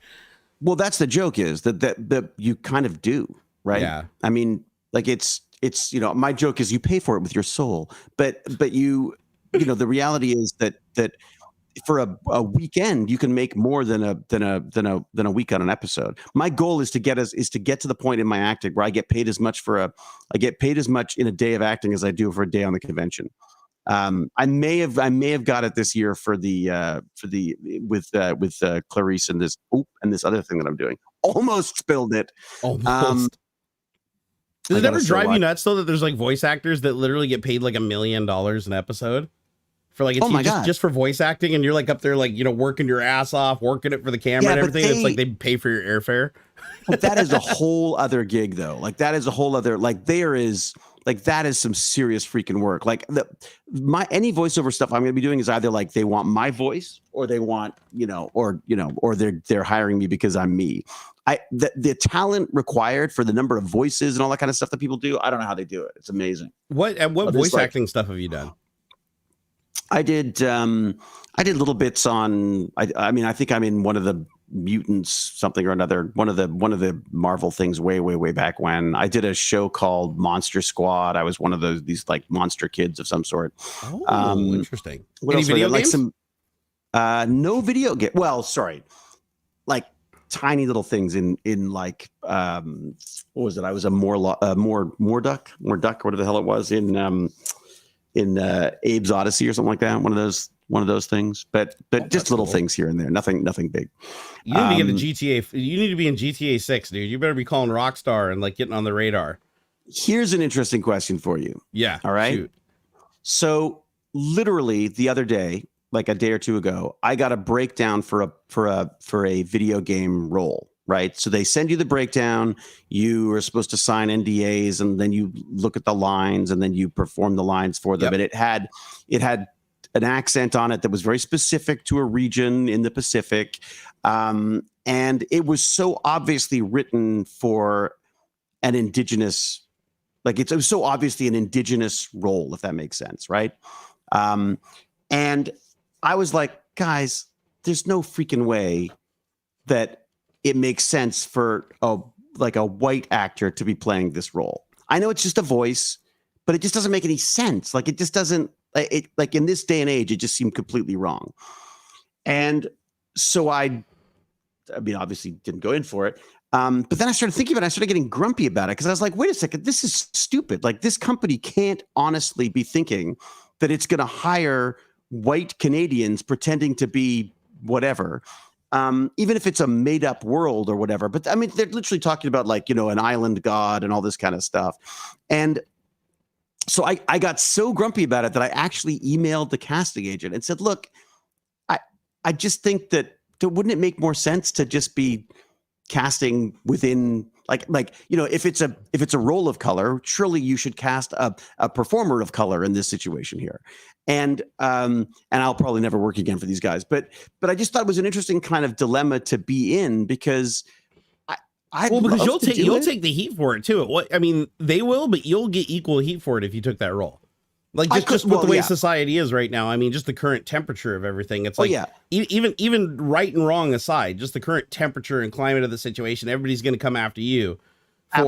For portraying somebody that's of an ethnicity that they could have got. It's entirely selfish. Yeah, like there's no way I'm bringing that kind of flack down on me. Yeah, except for Alan Tudyk, he can get away with it with rigmarole. Rigmarole can't be done by anybody else. Great, that would be the way to do it. Jim the Evo. My biggest voice role to date is Rodney the Unready in Bandits of Techno. That's right. It's in our D&D thing.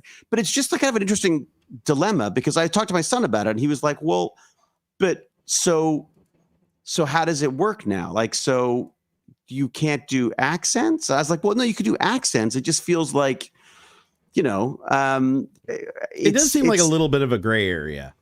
I mean, but at the same time, it's like, it's not worth the risk. It really isn't.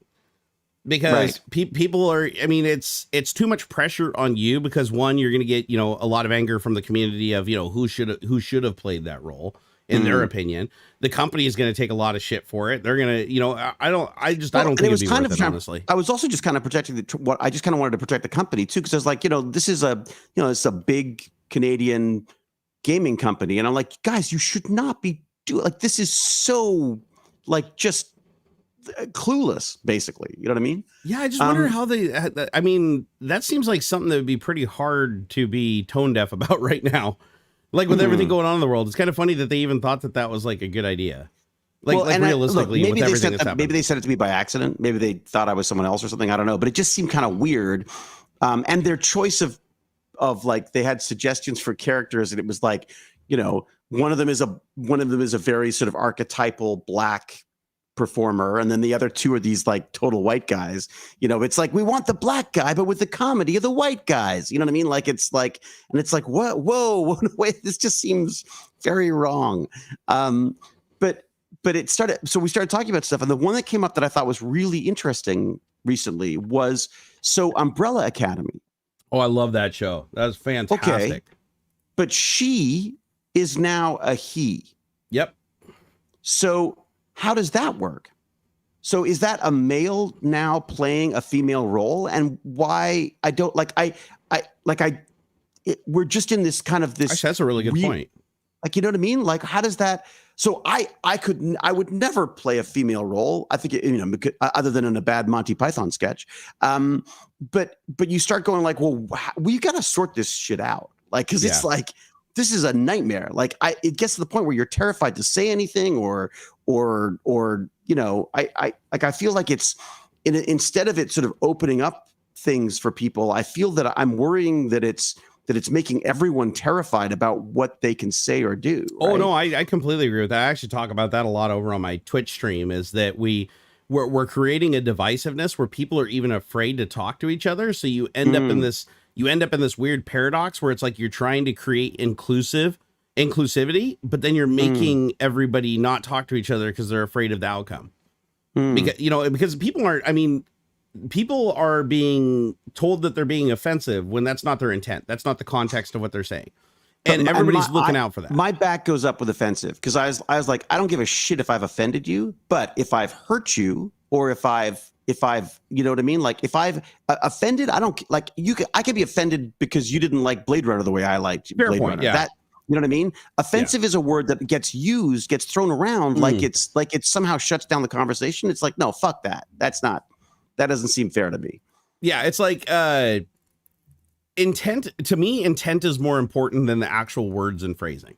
Like intent, like if your intent is to harm with your words, like you are intentionally, like say being, insensitive to trans or gay or some race. If you're intentionally trying to be diminishing or mean, then you're fucked. Like let the wolves eat you.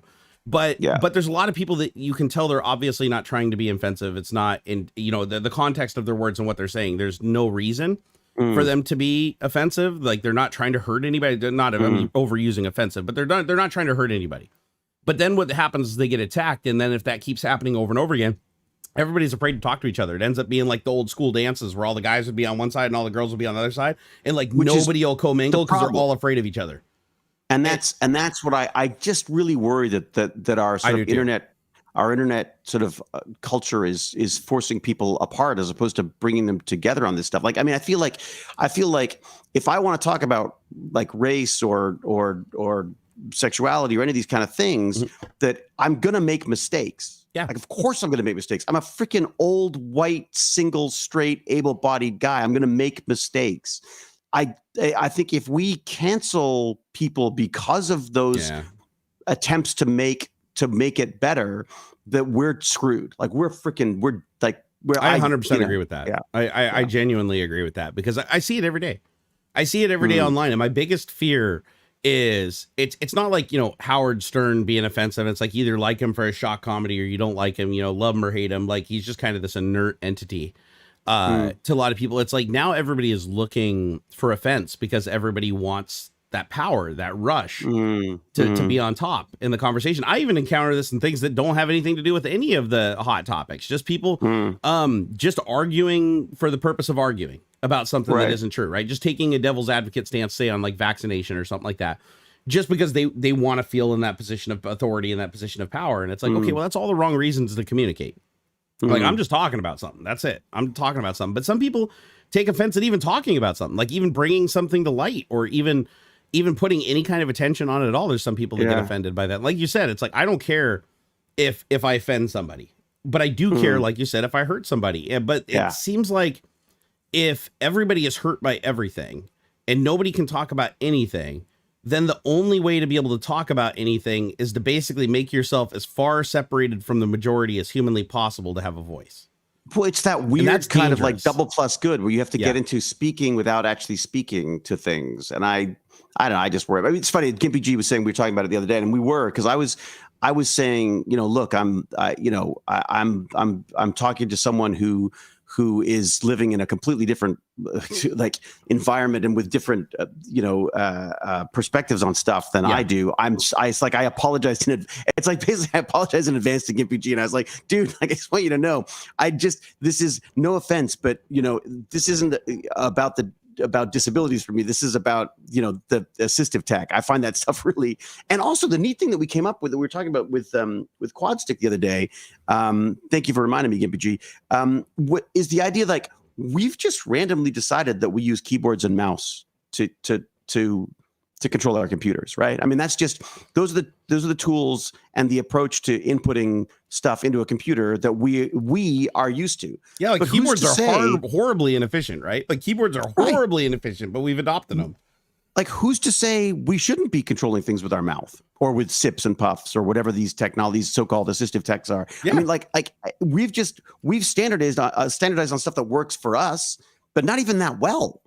So I'm thinking that eventually this assistive tech will be so perfectly tailored to the people who are using it that it's going to be more efficient than the stupid QWERTY keyboard that we have, which was designed to slow down a typewriter. Yeah, you know what I mean? If you can create something that's more efficient that works for everybody with the least amount of physical capability, like for instance, voice technology is good, but there's some people that can't talk, right?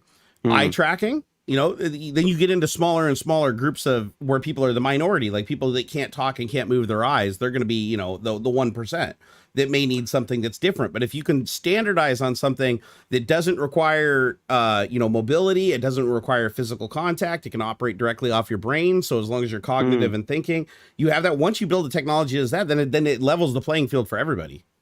Well, and this is my thing, is I'm obsessed right now with the idea that we keep trying to slap things onto our physical form to make it work. What we should be doing is hacking the signals, because if we could get into the signals and be reading and sending the signals, then we are in for a truly immersive technology. Like right? Neuralink. Oh my gosh. If Neuralink delivers eventually, holy crap, will that be? Because then you just like Bluetooth yourself to your computer through your Neuralink, and you don't have to say it. You can just look at things and think it, and it just happens. That's it. And that'll become second nature, right? You'll walk up to any computer interface and you no longer have to know Windows from like OS 10. You just basically look at the computer and be like, I want a spreadsheet. You just think, I want a spreadsheet, and I want it right there on the screen. It just magically appears. Like when you have that level of communication, I think it's gonna be awesome.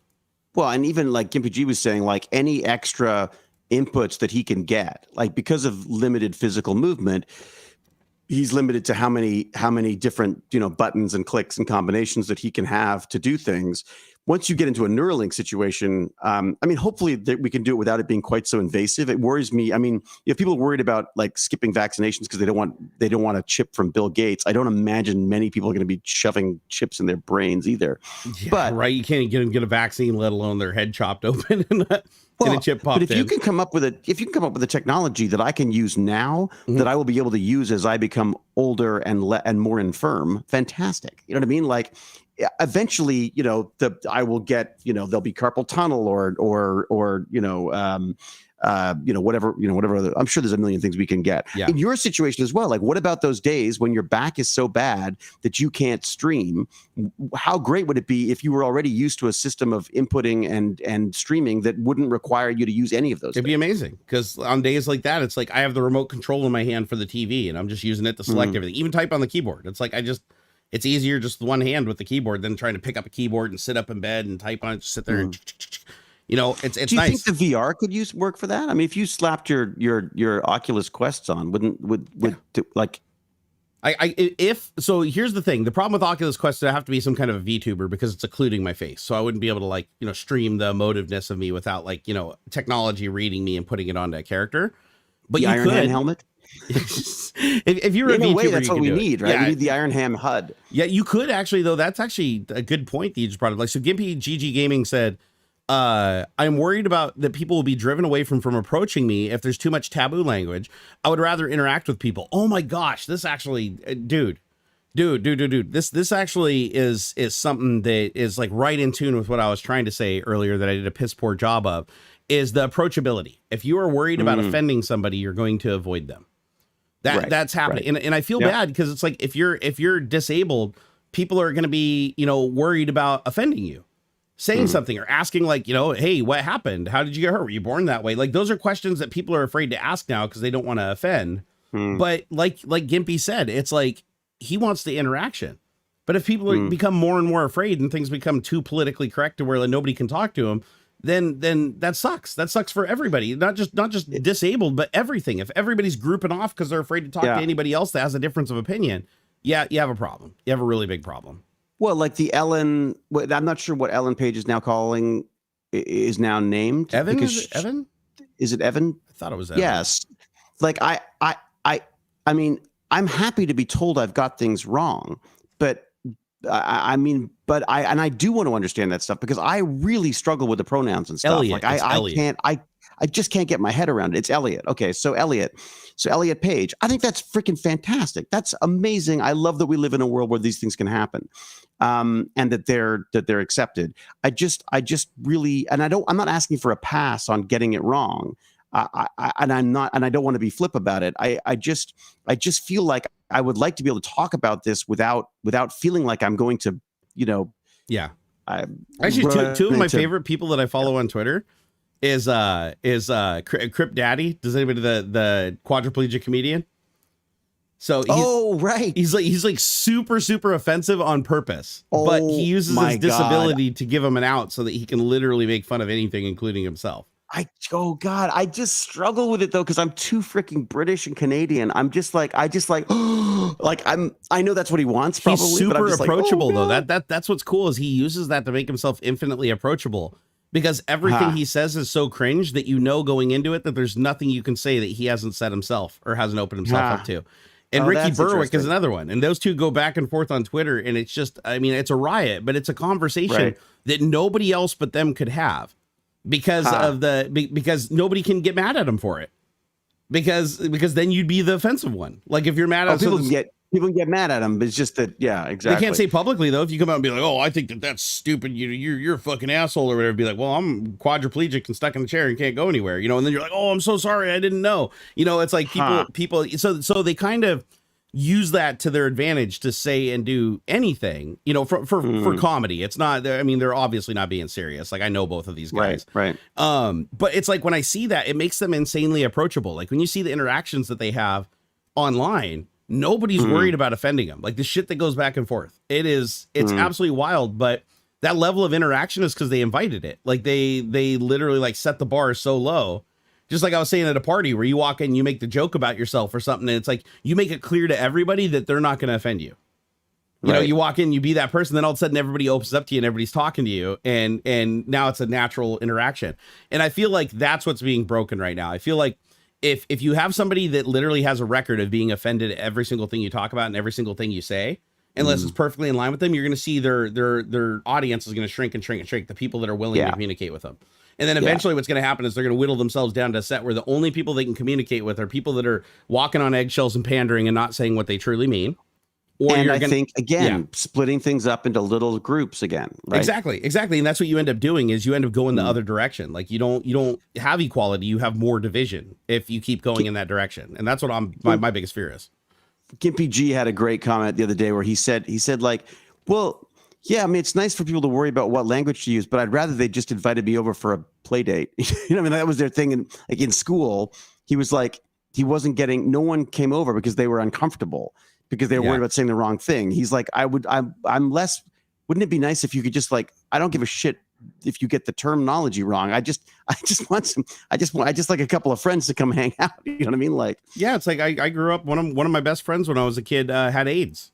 So, and I was the only friend that he had because nobody else had come over. With AIDS? No, he had a transfusion when he was younger.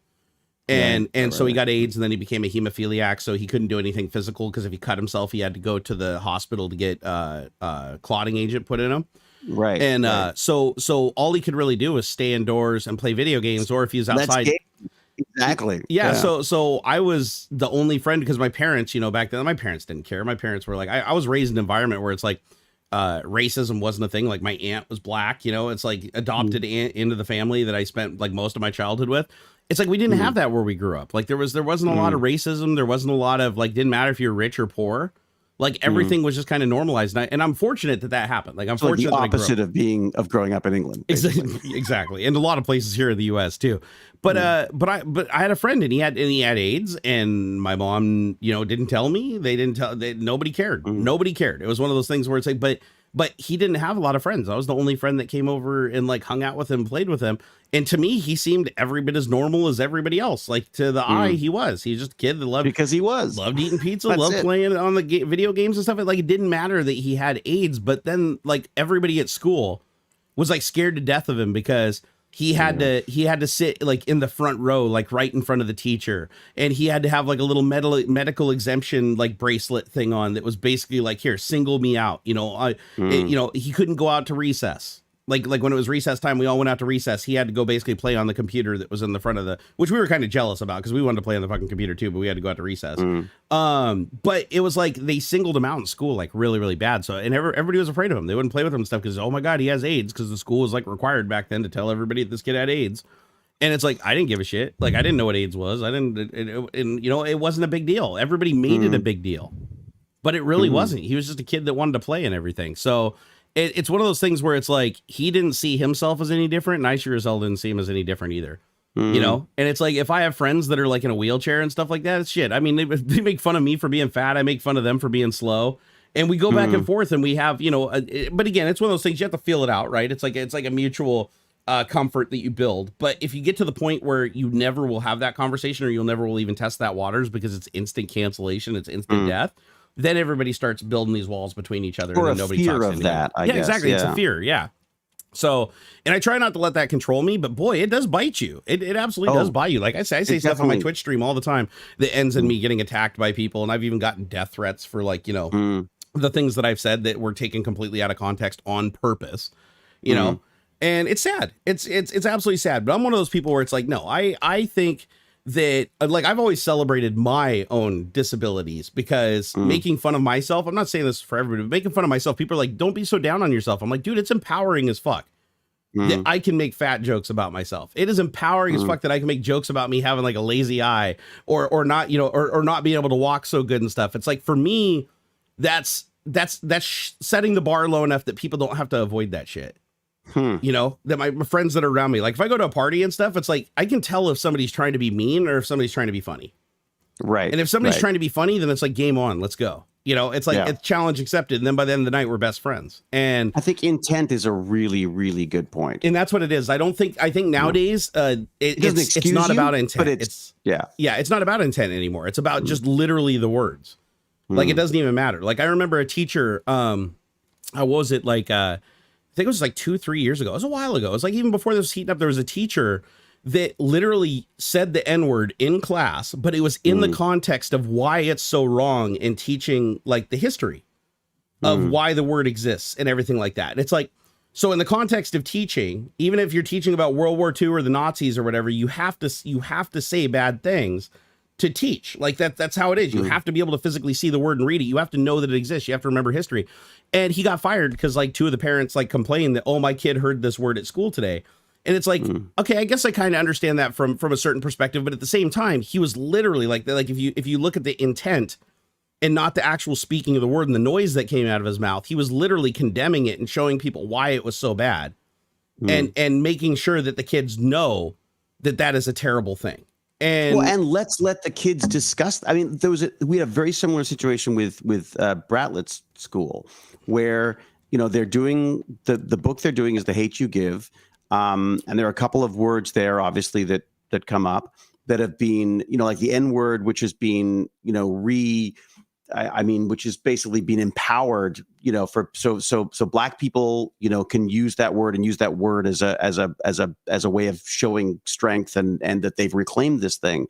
But it's not something that white people can use. It needs to be done in a way. It needs to be acknowledged that we have a very different frame of reference on that than a person of color would in this situation. So it's what was interesting was, so the word was used by I believe a white teacher in front of a class that had some of the kids are Black in the class.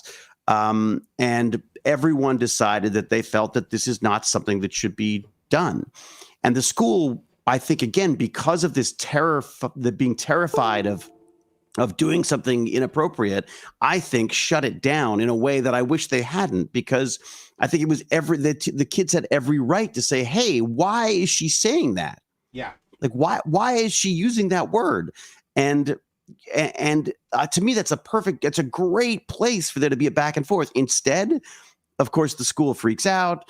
They're protecting the teachers. They're protecting each other. They're worried that, God forbid this should spread beyond the discussion we were having with parents and stuff. And I'm like, you've lost a fantastic teaching moment here, right? Yeah. Where you can discuss the use of this word and how it gets used. You know what I mean?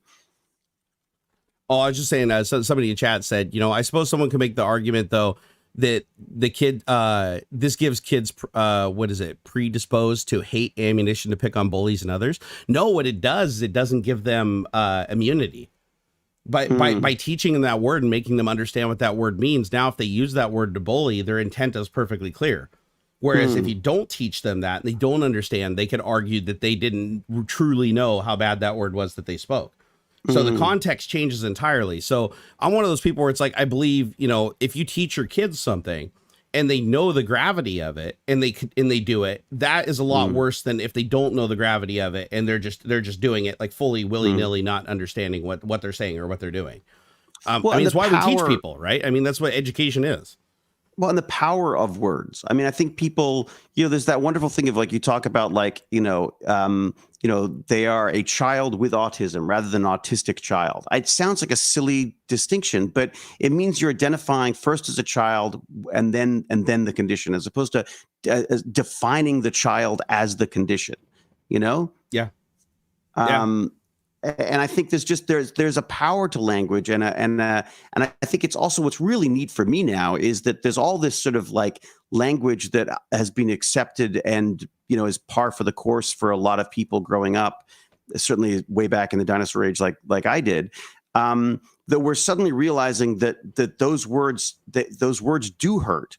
They are associated with hurt. They are associated with, so there's a lot of things, not that the N word came up a lot for me, but definitely like when you talk about like the homosexuality, there was the F word, we threw around like it meant nothing. And there was that wonderful, Louis C.K.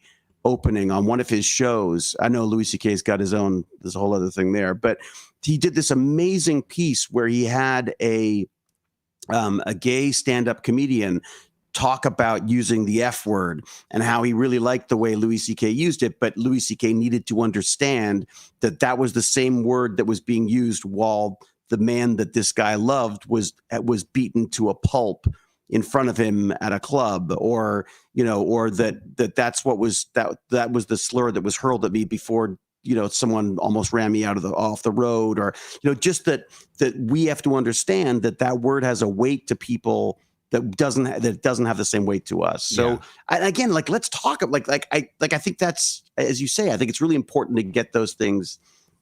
Like words do have power. Words absolutely have power. I mean, and they can evoke emotion and they can do all that thing. And that's why I think, again, intent needs to be obvious. Like intent really needs to be obvious. Don't just be like all willy nilly with it. But it's like, it's the same thing. Like if we never ever use the word Nazi again, and we never trained, we never taught people like what the Nazis were and what they stood for and what they almost accomplished, destroying everything that we know today and anything of freedom, then what's stopping that from just coming around again and just garnishing a new name and starting all over again? It's like, you need to know the history behind bad things, and you got to be careful with mixed messaging too. Because you do have certain words where it's like, certain groups can use it, other groups can't. And then the groups that do use it put it into music, but it's music that other groups like and they want to sing along with, but now they can't because the lyrics have to be altered. There needs to be a made for radio version. And it's like, realistically, at the end of the day, it's just everybody needs to know the context of that word in the means that it's being used. And I'm not advocating that anybody say these things. If a word is considered universally offensive, it shouldn't be used. But I still think that you need to teach people that it's universally unacceptable. Like it needs, but you can't teach that. You can't teach that if the word can never be seen or never be spoken. Because if we're uncomfortable with it, it's not going to get talked about. Exactly. And that's the thing is, like, you don't want to take attention off of things. That's my biggest fear with everybody being afraid of everybody, like not knowing how to talk. Like if you're a straight white male and you're trying to, like, I have a lot of trans folks follow me and they love it because I advocate for them all the time. Like I am full on 100% you be you. Like it doesn't hurt me. It doesn't change anything. I don't have to have sex with you. Like I don't know why people are making it a big deal. Like you be what you want to be. That's period. Full stop. I don't need, there no reason, no contingencies, nothing. You be you. And I'll even respect that. I'll call you whatever you wish to be called. And if you decide you want to change that, just like if you legally changed your name, I would call you by whatever legally changed name you picked. I am that type of person that I absolutely love that. But there's so many people that are afraid to talk to anybody that's trans or anybody that's gay because they're afraid that anything they say is immediately going to be dismissed because there's no way you can understand because you're just a cis white male who has this and this and this and privilege. That's another thing too. It's like, I understand white privilege. White privilege exists hugely. Like I trust me, I know. I've done enough research on this to know that when a cop pulls you over, if you're black, you probably should like hands out the window, keys on the dash and everything with the shit that's going on right now. Exactly. I totally understand that. I understand, and it's sad. It's really fucking sad. It doesn't mean you've had an easy life. No, it doesn't. That's just it. Is I have so many people that just dismiss that as there's no way that you could understand any kind of hardship. Not specifically that one, but any kind of hardship. And it's like, dude, I grew up in a family that was like drug addicted and on alcohol. My dad had a job that was seasonal. We were on food stamps most of the time. We were like struggling to get by. But everybody just assumes that there's no way that could possibly be the case because we've now created this argument that's like there's no way you could have suffered or had any problems because you're simply white. And that's a conversation that you're not allowed to have because if you try to explain your situation, automatically you're taking away from somebody else's. And it shouldn't be that way. It really shouldn't be that way. It's like you can acknowledge evil while also acknowledging other evil. Like people need to be able to communicate with each other is my bottom line, what I'm getting at right here. Yeah. It's like if you feel like you have to walk on eggshells then you're not going to talk to people, and it's just going to become awkward. It's going to be that party where everybody separates and nobody talks about the elephant in the room, right? And so, and I think it's also, as white guys, as straight white guys, I think we do need to talk about this, because I think our preference up until now has been not to talk about it because it makes us uncomfortable. But some people don't have a choice. They're uncomfortable all the time because they have, you know what I mean? Like their reference is only discomfort. Why the fuck shouldn't we be Why shouldn't we be uncomfortable? Why shouldn't we be held to task for stuff? I get it. Like I do want to engage in these things. If that makes sense. And the other thing that I've even found myself doing, like in the past, is it's like, I want to talk to people because they're interesting people. I want to talk to people because they have an interesting story and we have common ground and we have the same hobbies. And what I don't want to do is feel like I have to talk to somebody or I have to befriend them because of some difference that we have. And that unfortunately starts happening too, where it's like you feel compelled to talk to somebody or to like invite yourself into their world and try to understand them and everything, when there really isn't no common ground. Like you wouldn't seek that out unless that was the case. And I said to Gimpy G the other day, I said, look, I just want to be very clear. I'm not friends with you because you have disabilities. I'm friends with you because you're interested in assistive tech. And when it comes to who gets the assistive tech first, I want it first because I need to get better at it than you, even though you need it more. But that's the thing, isn't that sad that you even felt compelled to say that? Like it should have just been like, this is a dude that like he wants a cool controller, or he wants to do shit differently. Like that's interesting to me. Period. Full stop. Yeah. But it's like you feel like you have to make that clear. It's like the people always say like, I have a black friend, so I can't be racist. It's like, no, you should have a friend because they're a friend. Well, like, exactly. You should just have people as your friend. Like it shouldn't matter what their culture is and what their nationality. Like you're not their spokesperson. They're your friend. They obviously there's common ground there that you share, that you enjoy doing stuff. They're your friend. You don't have to play that card. Well, and at the same time, I do want to be able to say things like that because I think it's important to say things like that because I want to know what the deal is on this stuff. You know what I mean? Like if I don't say that, I feel like it's just going to be, it's an unsaid thing in your head the whole time. And you're like, oh God, I don't want people thinking this is the case. So I think it's, and again, Gimpy G's being absolutely great about this because, but again, Gimpy G's got a really interesting situation on this. We should have Gimpy G on one day. We should. He's welcome anytime. Yeah. He can come over to the Twitch stream too. The Twitch stream, we can go really hard over there. Oh, Jesus, the funny thing about for some reason, I never catch you on the Twitch stream. You know why? Because I do such random. Yes, Monday, Wednesday, Friday from noon to whenever is when I go. Right. I don't have any time constraints. But noon for you is what for me? That'd be 3 for you. I think 3 p.m. to 3. Yeah. So usually it's when the kid's getting back. So I'm usually doing Tech Bandits or something, right? Hey, David, can you hold down the show for 1 minute? I got to pee like a racehorse. You go. Okay, hold their attention. I shall hold it down. Yeah, sure. Let's just start. Let's get that topic going, and then you just go pee, okay? I realize there's a total lag on the. I'm watching the actual stream, so I'm seeing that Barnacules is still there for me. Very random, David. Yes, LOL. What do we got? So I've actually. What's really nice this way is I've actually managed to stay on the chat. So I've got sort of like one eye going on the chat at the same time. So wouldn't a racehorse just pee where they stand? Well, let's not give him any ideas, Bickety Bam, okay? You know what? Maybe keep that to yourself. Difficult to try. The other thing I really like, Kenny Ken says, I sent Gimpy G some info on biotech and senses signals from muscles that amplified them and can be connected to devices. Oh, very cool. Is that like the Mayo or the Mayo? Now I'm hungry. What are they? The sensors that can pick up the electrical signals from your muscles and actually sort of get them. You can take as an input basically the electrical signal from your muscle. And Gimpy G, you were saying that you had there was definitely you were able to. People were able to feel your movement of the muscles, even though the muscles didn't actually move anything. They could feel a certain amount of tension in it, if that makes sense. They could get an intent from it. So, so the idea being that you could then use the electrical signal from the muscles to give a little bit of an input there to get extra input. So, but what's it called? It's called that's it, myoelectric. That's it. Thanks, Pedro. It's cheap too, isn't it? Like nowadays, that technology is pretty cheap. Where you just put the pads on your muscle and it just picks up the electrical impulses. That's it. And Theodore does raise a really good point. Why doesn't Barnacules just pee in a bottle? We were just talking about that. actually, that's one of the topics. Exactly. Hey, topics. Remember topics? Yeah, we should do a topic now that we waited for all 526 people to get in here so we can talk about topics. 526. Yeah, now it's 531. It just went up a little bit. Let me thank a couple of super chats, and then we're going to get into planned obsolescence, global chip shortage. I'm going to go get coffee.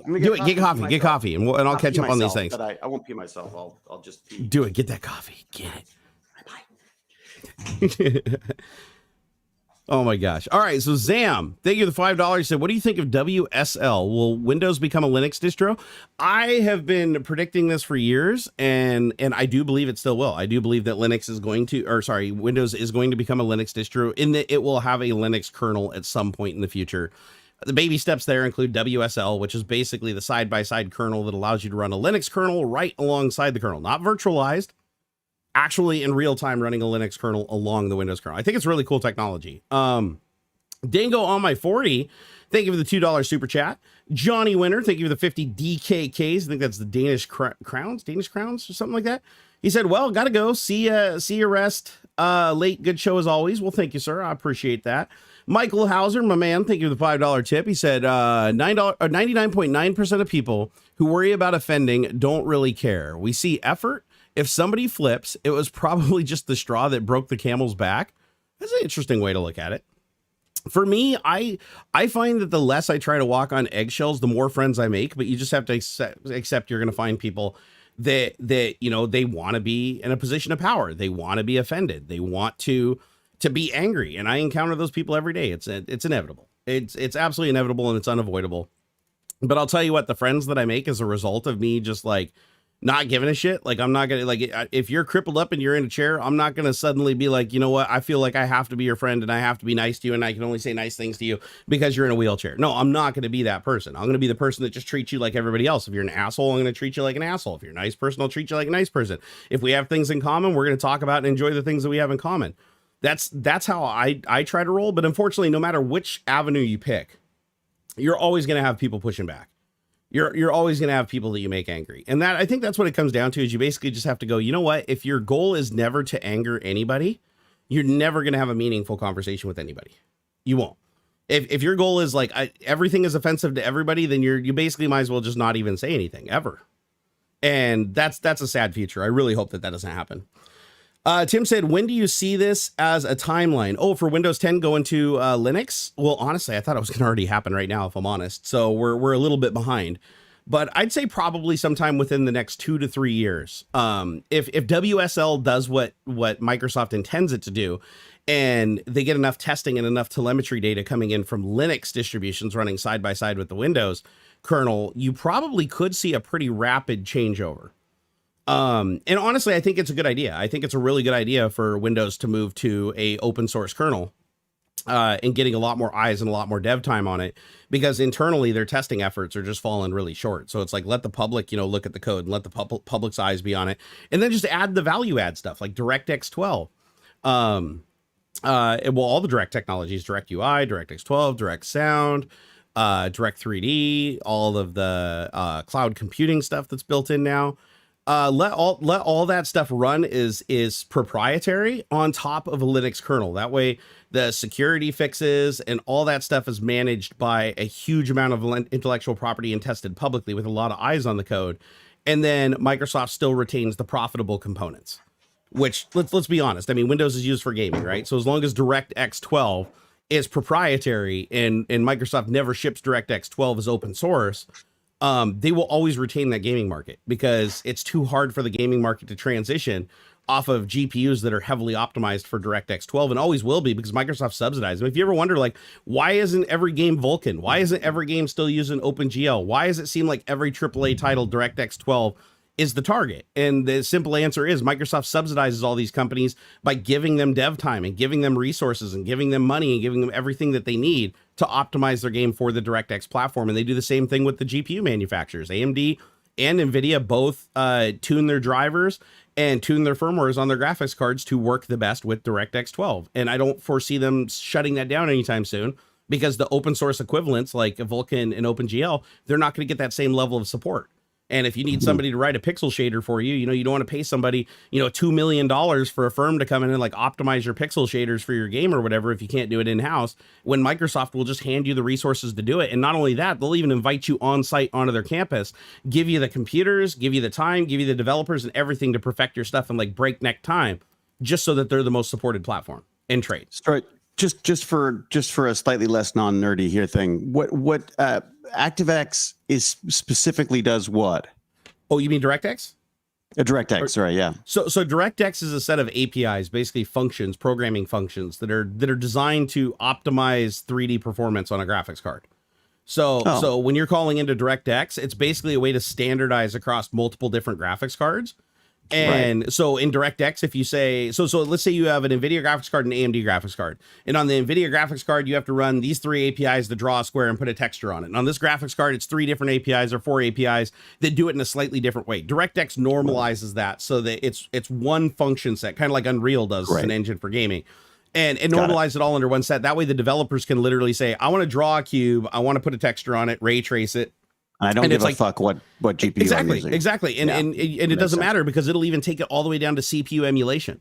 So if you're playing a game with DirectX 12 and you have none of the hardware to support that game, it'll just keep trying. It'll even emulate the graphics card at some point to get the damn thing to run. I mean, it won't be playable, but it can do it. And so DirectX is the preferred method that a lot of companies use for their graphics engines. And you can standardize and you're not writing freaking code for each individual GPU. Yeah. And there's other standards like OpenGL is a standard. Although as far as I know, it doesn't support ray tracing. Vulkan is another standard, which I do believe does support ray tracing, but Vulkan isn't like heavily supported everywhere. DirectX is the one though that everybody seems to use because it's optimized on the Windows platform, which dominates the gaming scene. And like I said, Microsoft gives out shitloads of resources. Vulkan is basically like open source. Like you're not going to have those resources from a company that's for profit to help optimize your stuff to run on it. Like I remember when I worked at Microsoft, there was an entire division in Building 27 that was like a hallway of vendors. It had a separate card key access so that the vendors could come in from like Nvidia, AMD, Matrox, like all the GPU vendors were in there back in the day. Right. And I remember that when you went down that hallway for like meetings and stuff and you went and talked to these guys, it was all optimizing graphics drivers. So we'd go into these meetings and be like, okay, we found a bug where we're running NT stress or whatever. It creates this polygon 10 trillion times and every once in a while it like spazzes out and blows the computer up and blue screen to death. And NVIDIA would be like, okay, well, is this in our driver or is this in DirectX? And regardless, even if it was in their driver, Microsoft would dedicate their dev resources to hunt down that bug and show them how to fix it, because it took them longer to fix the bug on their own, not knowing the internals of DirectX. So Microsoft throws a lot of money at this. Like, as a matter of fact, my old neighbor who lived right next to me, he wasn't we didn't work together at Microsoft, but we both worked at Microsoft, and his job, he traveled around the world. They'd send him to all the companies like Bethesda. I didn't think they owned Turn 10 at the time or whatever the company was, did Forza. They sent him to like Skyrim. Back when he was actually the guy that optimized the pixel shader for Skyrim. Like Microsoft literally just gave him for like a month to the company because he was an expert on pixel shaders and DirectX. So they just gave him to him for a month, paid him to go live in a hotel room and work at this company directly and help them optimize their pixel shaders so that they could launch with like a higher FPS and stability. And it was still a piece of shit when it launched. But anyways, I mean, it was a good effort, good hustle. But Microsoft's willing Everyone's dissing on ray tracing. The thing is, ray tracing is super badass, but the problem is GPUs just aren't there yet where you can get the performance. Yeah. And the thing is people love that a game looks good, but they care more that it runs fast. Yeah. So I love it for content creation. Yeah. Like I love the NVIDIA tools that they have for content creation, and that's where I think the ray tracing is really, that's where you want things to look beautiful, you want them to be cinematic, right? It's again, you have to look at it like people will appreciate it that really understand what's going on, but people that don't really understand what's going on aren't going to appreciate it as much. Like for instance with ray tracing, it's like you have to think about that like versus a rasterizer, which is basically just like simulating lights through like textures and direct light, like simulated light. You're basically with ray tracing, you're tracing like one out of a billion particles of light through its entire life cycle, and then emulating all the light around it. It's like, think about how many computations are needed to do that. Like if you turn on a flashlight, you are shooting out trillions and trillions of photons, and they're all interacting. Not anymore. Not anymore. You got to plug it in, dude. I already plugged mine in. So so these trillions of photons, ray tracing is doing that in real time. Like this is shit that 10 years ago it'd take your GPU 7 hours to render one frame.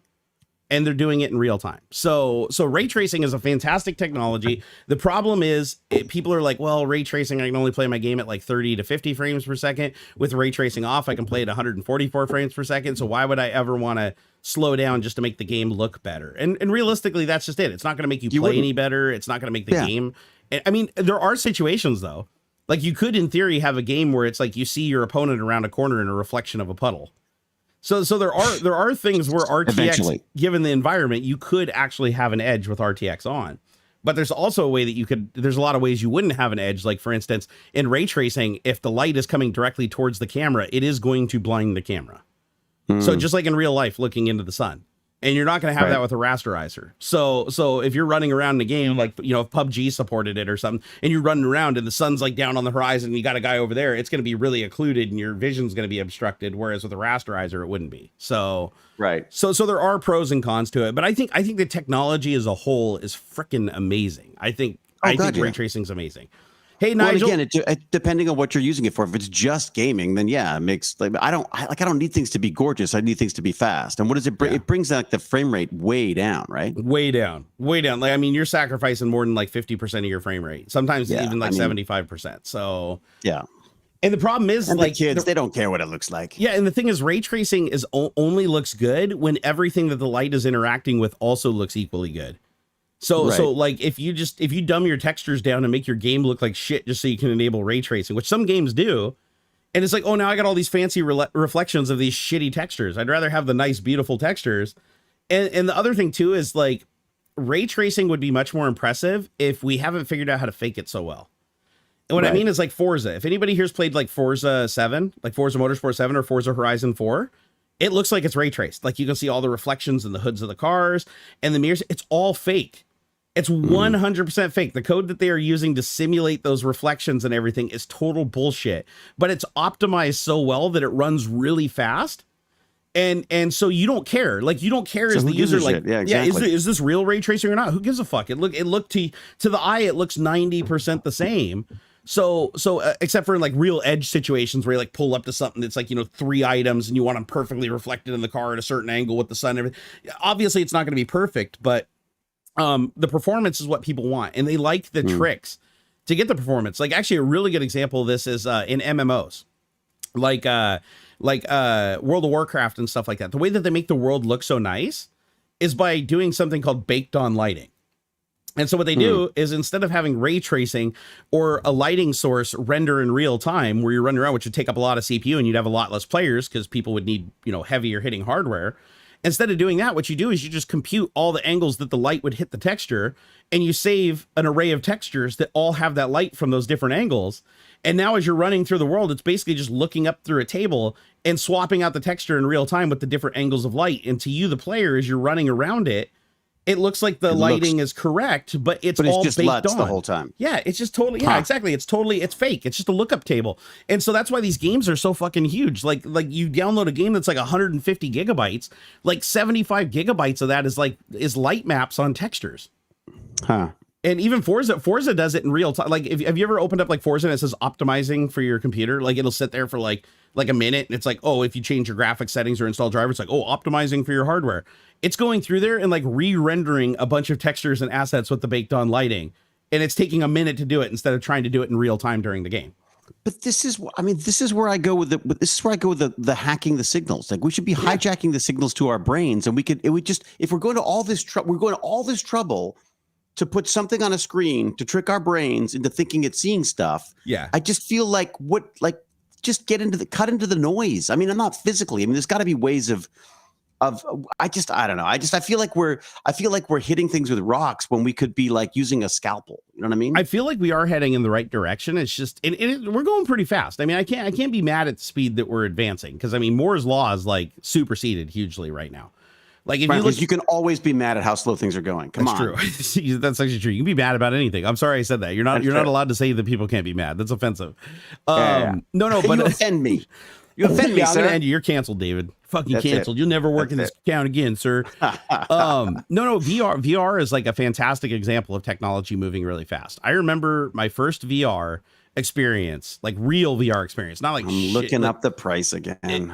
Just get the fucking Oculus 2. Come on, dude, bro. They're not available. I can't get anything here. It's Canada. We'll run around and play Canada. paintball. We'll run around and play paintball on virtual reality. It's awesome.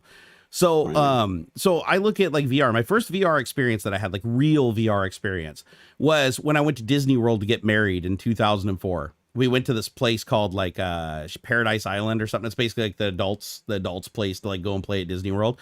And a bunch of bars and stuff. Well, they had a VR experience there where you basically stand in like a little ring. This giant like, you know, helmet comes down and sets on your head. Oh, David, did we lose you? Oh, no, I'm losing. Well, oh, there we go. It figured it out. It figured it out. You're back. You're alive. God forbid I should try to surf the web while I'm talking to you. Are you on the Mac again, you son of a bitch? No, I'm on the PC. I swear to God. Okay. I'm just making sure, because if you were on the Mac, I was gonna cancel you, dude. I was gonna fucking cancel you. It's possible with a vengeance. So my first VR experience. It's possible that my PC is slowing down. Yeah. I mean, they do that.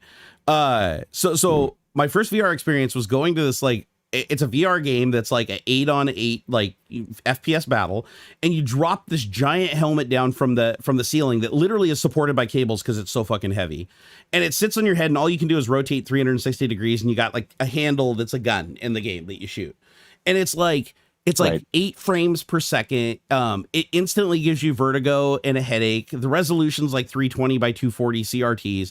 So I played the game and I couldn't even make it to the end. I almost hurled, and a bunch of other people hurled too. They literally have garbage cans all the way around the arena and tell you at the beginning, like, if you get nauseous, take the helmet off, run to your left, and puke in the thing. And people were you could smell it in the place. There were so many people puking.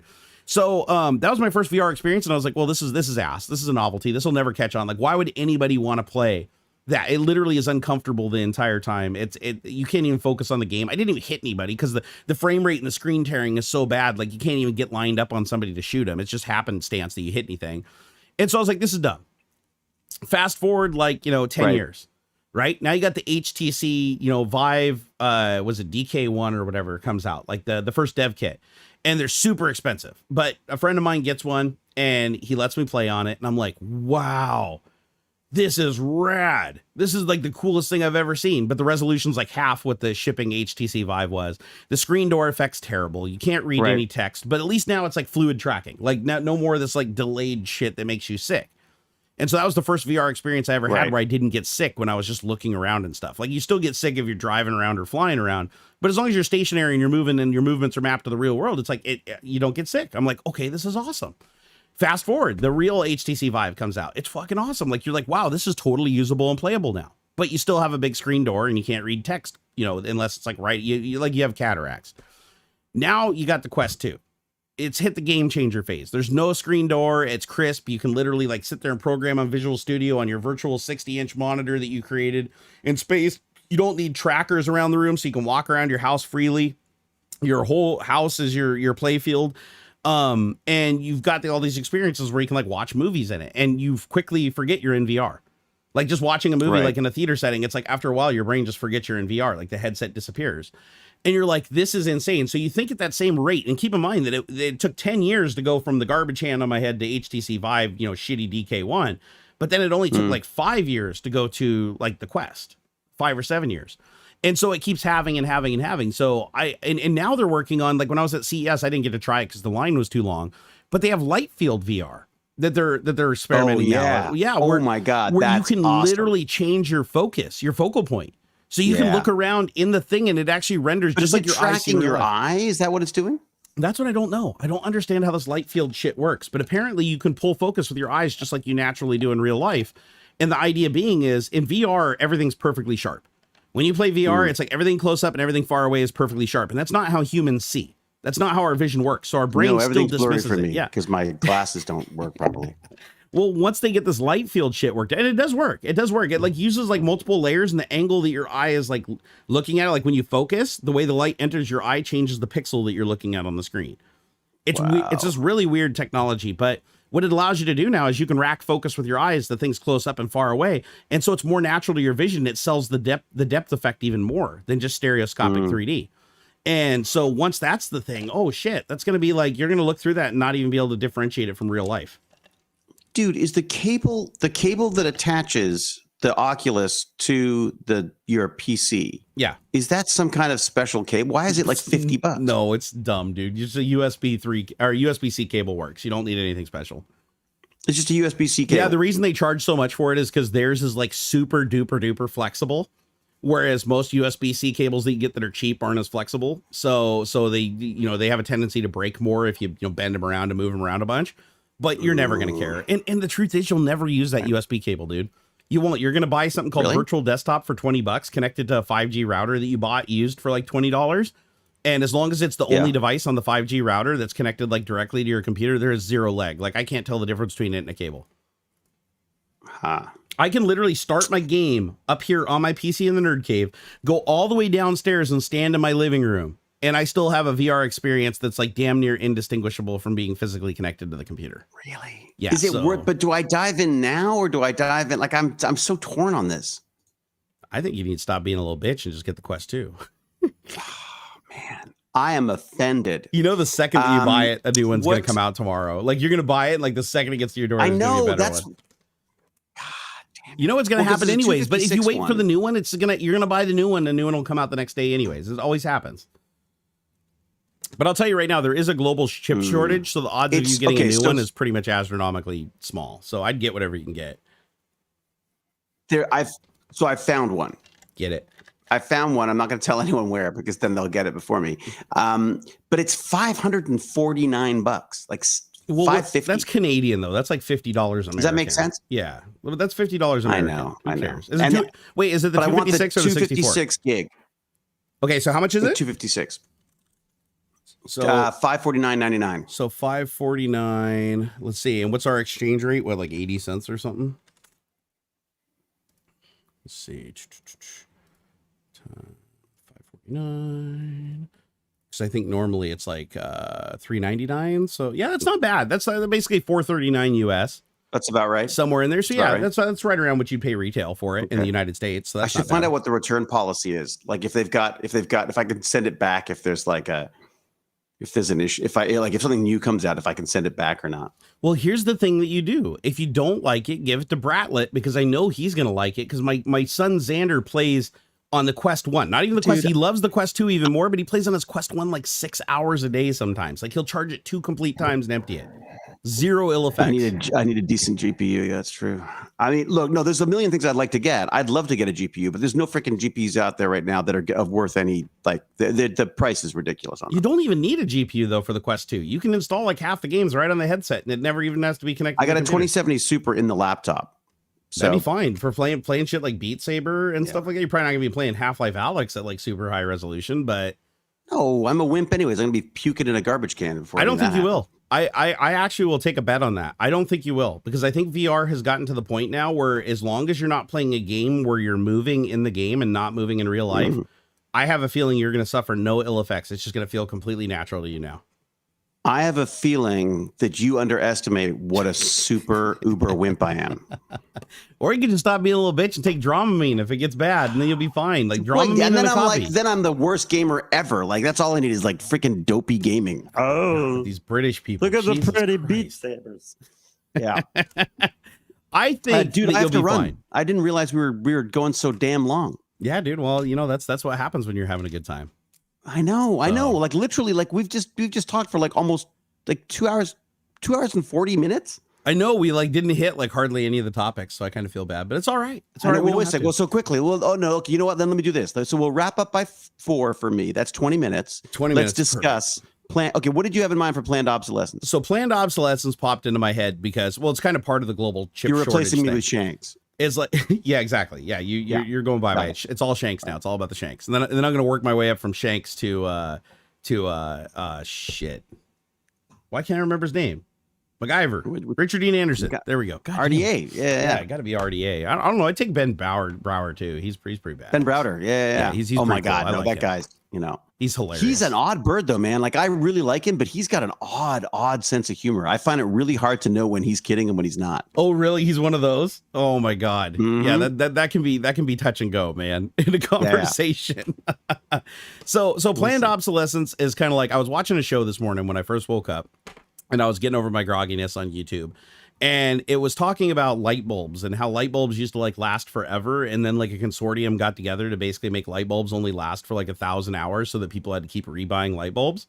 And basically comparing that against how we've come full circle today. And now you have iPhone, like building iPhones with batteries that are designed to die after way less cycles than they're supposed to. They're designing the firmwares and the releases of the software to intentionally not to give you good new features on the new phone, but specifically to do things that the old phone will be bad at, to slow it down unbearably so that you will feel like I do not like buying things with built-in batteries. Just don't like it. Because Yes. the batteries are going to go. It's a guarantee. It's an absolute guarantee. I thought they were making Apple. It was very have removable batteries or something. They were going to at one point, but the problem is to make a removable battery takes up more space and more weight because you have to have like the contacts and all that on the battery, and you have to have a battery door and all that stuff adds weight and stuff like that. So and it reduces capacity. So having a built-in battery, there is an argument for it. But they did make batteries more replaceable now. Like the new iPhones, it is easier to replace a battery. They even put there's like a strip that you can pull out now that like breaks the glue apart so you can get the battery out. Yeah, they've made it a lot easier to change a battery out. I mean, it's still an involved process, but it used to be that like, yeah, pretty much when the phone was dead, you throw it in the garbage. Like, because even for them to take the battery out was so hard that they would charge you like insane amounts of money to do it. Right. Well, that's why I was amazed that Strange Parts was able to actually build one. I mean, that was extraordinary. Yeah, it's like he was up against like, crazy odds. I mean, look how much hardware he blew up trying to like build his own iPhone. It's like they don't make it easy. They don't make it easy to keep repeatedly taking it apart and putting back together. But now it's more serviceable. Like they're being forced to create stuff that's more serviceable. But now they've taken a new angle on it, and the planned obsolescence is style. By changing the style of the phone, you don't need to add much more performance. You don't need to put that much better of a screen on it. It's just make it look distinctively different so that you'll feel like you're behind the times and everybody can identify you as not having the latest iPhone when the new one comes out. They do the same thing with shoes, right? It's like Nike shoes. It's like they'll go entire generations where they don't change the sole or anything that's like the mechanics of the shoe inside. They just change the style on the outside. And then people want to go and buy it, even though they still have a perfectly good pair of shoes because they want the new style. And everybody's like, oh, you got the new style, so now I need the new style. Well, phone manufacturers do that. Computer manufacturers do that. People that manufacture computer components now do that. And it's like this planned obsolescence thing is kind of a big deal. It's also why they don't offer like an infinite color palette. Like how hard would it be for them to just, you order a phone and just make it like a certain color or something like through the process, right? If you were just going to silk screen it or paint it or something like that, it probably wouldn't be that big of a deal. As a matter of fact, a lot of manufacturers, like for cars and stuff, will allow you to do custom colors of paint if you add a little bit more money. Well, the reason that Apple doesn't do that, and the reason why certain Android phones don't allow you to do that is because the color is what differentiates them between the years because they're so close in every other spec. So 1 year they'll offer a gold phone. Then the next year they might offer like a rose gold phone. Next year they might offer a blue and a pink phone. And then I think I got a blue one. Yeah, I got a blue one this time. And they do that on purpose because it's cool when you buy it. But then the next year when a new color comes out, when people are walking around, they can see that you have the blue one. Aha. Yeah. You're at 2020 or whatever. Exactly. Whereas from a distance, they'd have no idea what model phone you have, but the color is I just wish they interacted better with each other. Like I just wish that Apple's walled garden extended enough that I could actually converse in a group chat with my fucking family. Yeah. As opposed to being, like that is the reason it's the only reason I have an iPhone now is because I can now do group chats with my family again. When I was on the Android, it wouldn't let me do that. I was a freaking green chat, right? Yeah, it's all part of this system to not only get you on their platform, but also to keep you in the system and keep giving them money. Oh, so I'm stuck. I can't get out of it. Yeah, I feel the same way. I feel the same way. I've tried to leave it like multiple times. And then I'm like, oh, but then I got to give up this and I got to give up this and I got to change this out. The goal is to get. But it's why I bought a PC. There you go. Well, PC is like the least walled garden. Like PC is definitely like you have options, right?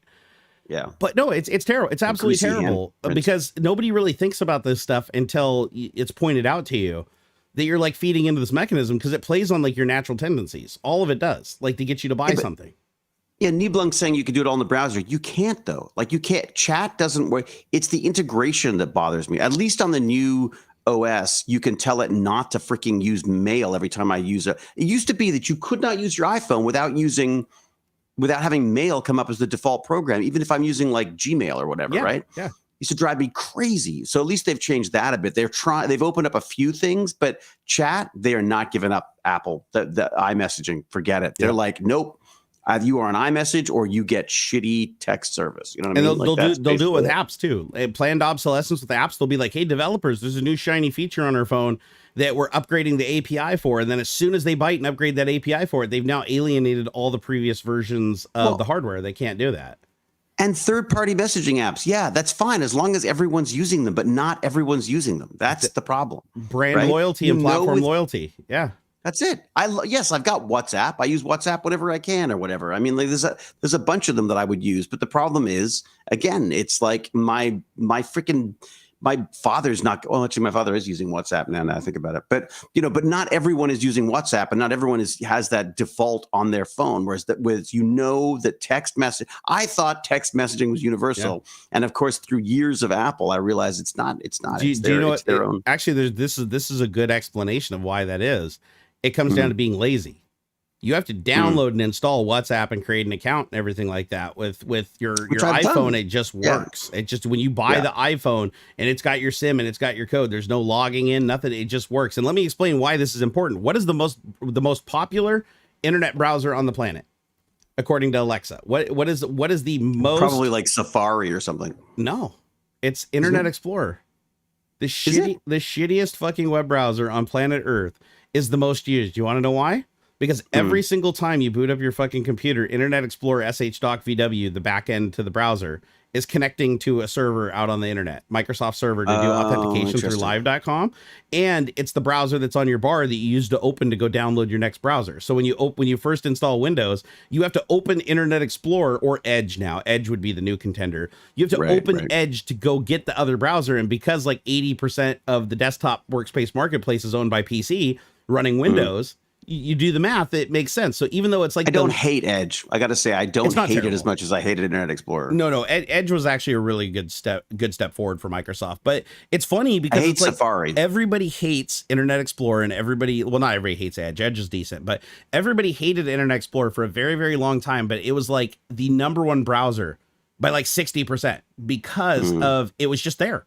It was the first thing you opened when you first installed your box. If you went and bought a new computer and you booted it up, what was sitting there? Internet Explorer. It was the thing. But that's the problem with nerds, right? Nerds go like, oh, you could do this, this, and this. Like me, I would say the same thing. But the reality is the majority of people out there, they just want to fucking turn it on and use it. They want an appliance. They don't want a computer. They want an appliance. They don't want a phone. Yeah. Your home. Actually, the funny thing is the UK sued Microsoft and won to remove Internet Explorer, even though they couldn't technically remove it 100% because it's tied into the desktop and a bunch of shit. They removed the actual like Internet Explorer EXE, the executable from the box, because they got sued for billions of dollars actually by the UK. And the reason they removed it is because of anti-competition, because the lawsuit stated that because it was ease of use and it was the first browser on the computer, that most people were just going to stick with it and never seek out one of their competitors.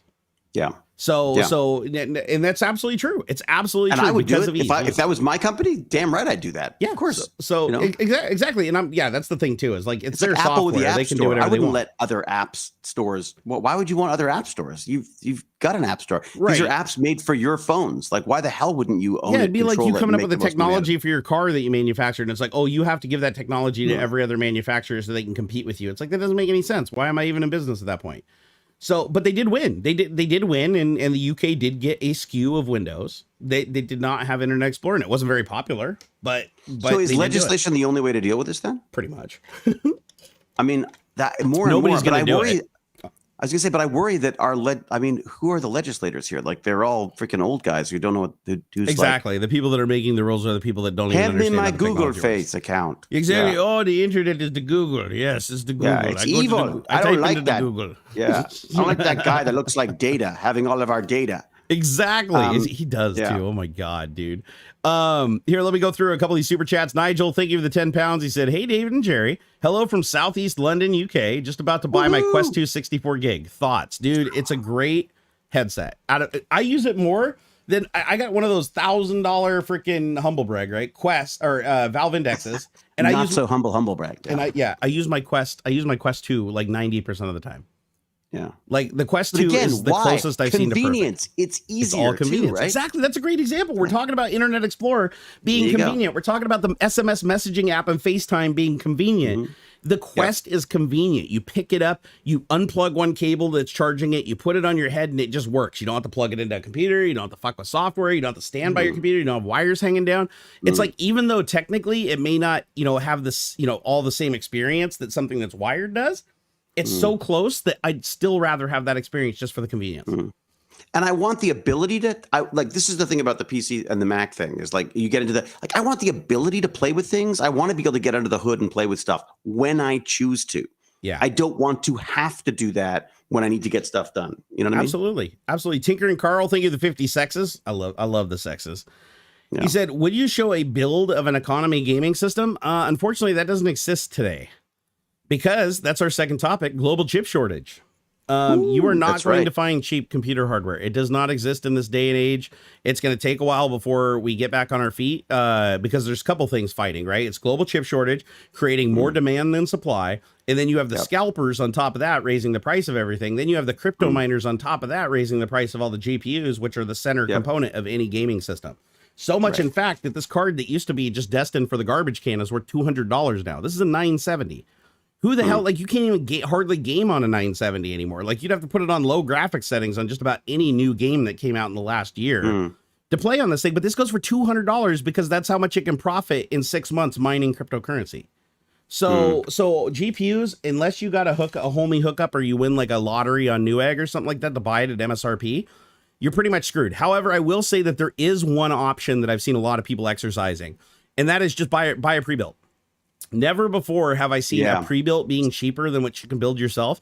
But if you buy a computer, even from like a boutique builder, like even if you buy something from Puget Systems, which they charge a premium because they do a lot of testing and build like really rock stable stuff, you are going to get it cheaper from them than being able to source and find the components yourself. And I'm not talking about going to PC part picker and saying, okay, show me the parts of it. Good luck finding those fucking parts. It might say that you can build like an awesome gaming computer for like $900, $1,200. Go try to actually put the carts in the shopping cart and get it through checkout. That's what James Gurney was saying. James, who would have, I think, probably would have built his own PC, but he ended up going with iBuyPower or something, and he got like a system.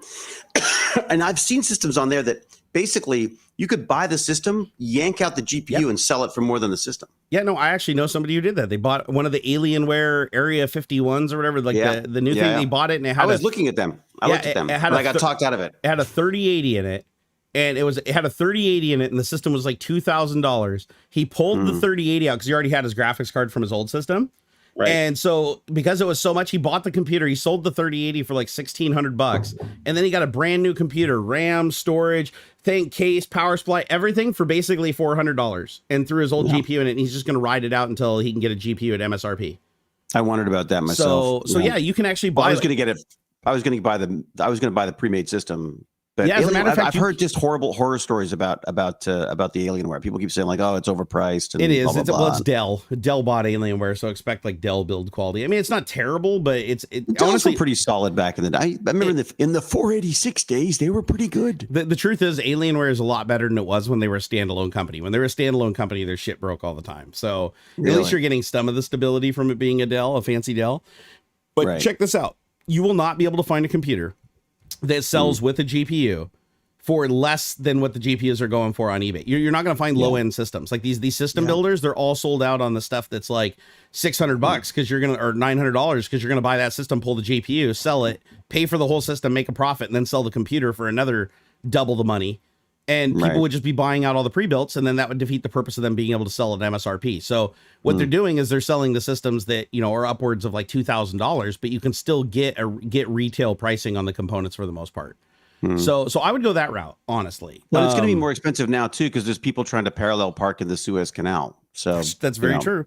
That's very true. Chip shortage is gonna. So the longer you wait, so here's the scary thing: the longer you wait, the more the prices are potentially going to go up. But if you wait long enough, if you're hedging your bets and you can wait a year or two, like if you make it to 2023, then everything's going to be dirt cheap again, and the new chip. That's where I got my laptop. Yeah, I got my gaming laptop. It's got 2070 Super, which is more than I need anyways. It's not the best laptop, but it was on special because they were making way for the new 30s. And And so I got a great deal off Newegg, and it arrived 2 days later, and I got a system to use, and that'll do me for at least a month. Yeah. So just guys, if you're looking for a computer, if you're looking to do a whole computer, not just a single component upgrade, just buy a pre-built. Like there's lots of companies right now, and they're selling at MSRP because their business model, like they don't want to jack up their prices and do like the scalpers are doing, and they're getting the components at a discount from the manufacturers because the manufacturers are still giving them preferential pricing. And in order they'll get torn to shreds if they do that. If they start jacking up the price. If they start scalping and they start doing the same thing, the suppliers will cut them off. So that's why that's pretty much your best bet. And if you search around, you're going to find out. What do you like? What's that? What do you like? What makes do you like for pre-built Well, stuff? I mean, I'm partial to Puget Systems. They built all 5 of my computers. Their shit's I would love solid, to buy a Puget System, but they don't ship to Canada. What I'd recommend doing is Linus did a video where he did look for a secret shopper. Linus did a video where he tried out all the different PC builders and for like value for money, reliability, accuracy of order, cost, and everything like that. And he broke it down. He did a better job than I ever could. But there are some good PC builders out there. Like I think, what is it? Cyber Power PC, I guess, is like kind of meh, but not bad pricing. I know James R. Gurney really liked his. I think it was iBuyPower or something like that. Is that a brand? Yeah, actually, iBuyPower. Yeah, I've heard they make decent stuff. Yeah, that's it. Jim the Evo. Result was iBuyPower. That is why I bought from them. Yeah, so what he liked about them as well was that they used off the shelf components. So it's not like they're not cheaping out. They're you can see what you're getting in the build. Yeah, most of them do. I think the ones that didn't is I think Walmart uses some like proprietary shit in some of their systems. Why am I not surprised by that? I know, right? And I know Dell does. I'm not sure about the Alienware stuff, but I know that Dell itself, like for some of the Dell desktop builds, they use their own motherboard and their own shit that they make. But for the most part, most of the builders that I've seen use off the shelf components, and those are the ones you're going to want to go for anyways because you're going to want to upgrade down the road, right? You're not going to want to be tied to them. As a matter of fact, the reason why I don't do the U.S. shipping to go ahead. Sorry, Barnacules. Jason was asking why don't I just have someone ship it to me from the States? It's because the border, they just gouge you at the border. You get this massive bill for duties and taxes and stuff at the border, and it's just not worth it. I need to just start building PCs and just like sneaking them up across the border, like, hey, I'm going to a LAN party, guys, and then just like sell it for a huge premium and come back.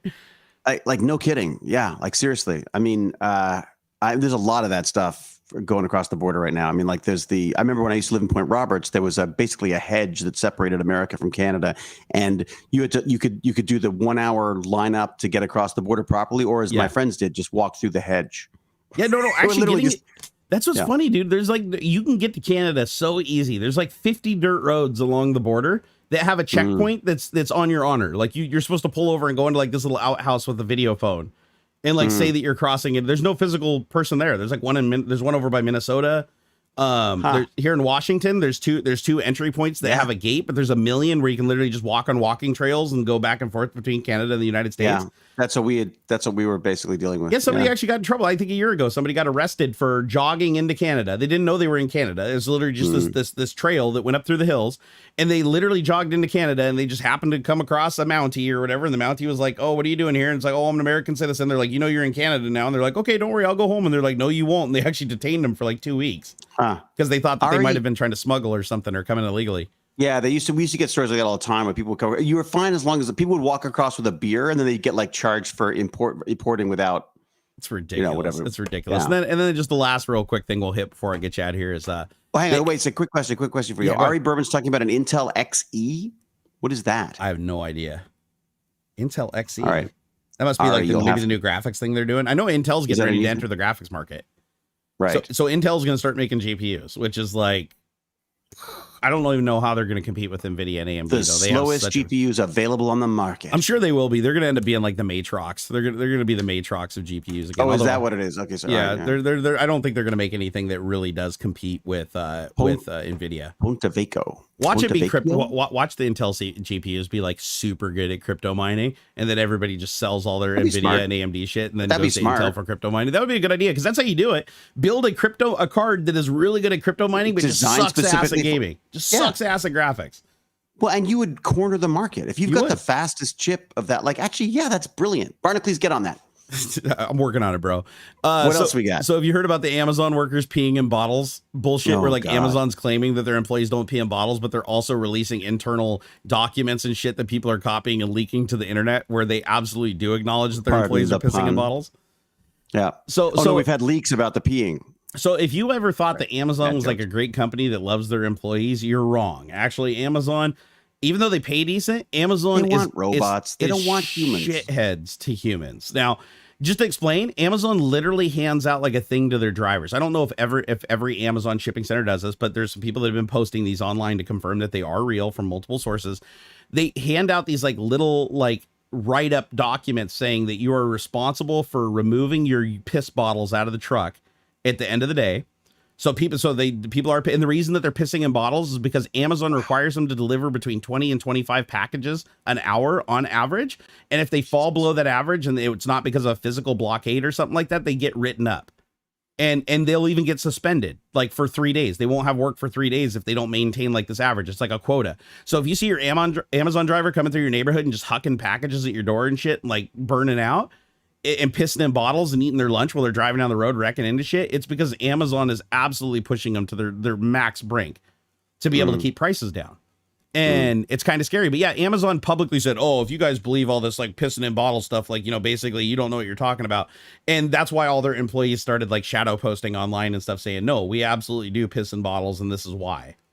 Isn't that wild? Like, I mean, a company, and apparently they do this on this in the warehouse too, because they only get like a 5-minute break to go to the bathroom, and just getting to the bathroom at like a dead run or jog takes like 3 minutes one way. So they can't even get to the bathroom and get back without the system recording that it was longer than 5 minutes, and then they get penalized. So unless they have to go in number 2 and they're taking the penalty, they literally are just pissing in a bottle at their workstation while they're like pushing your boxes down the assembly line.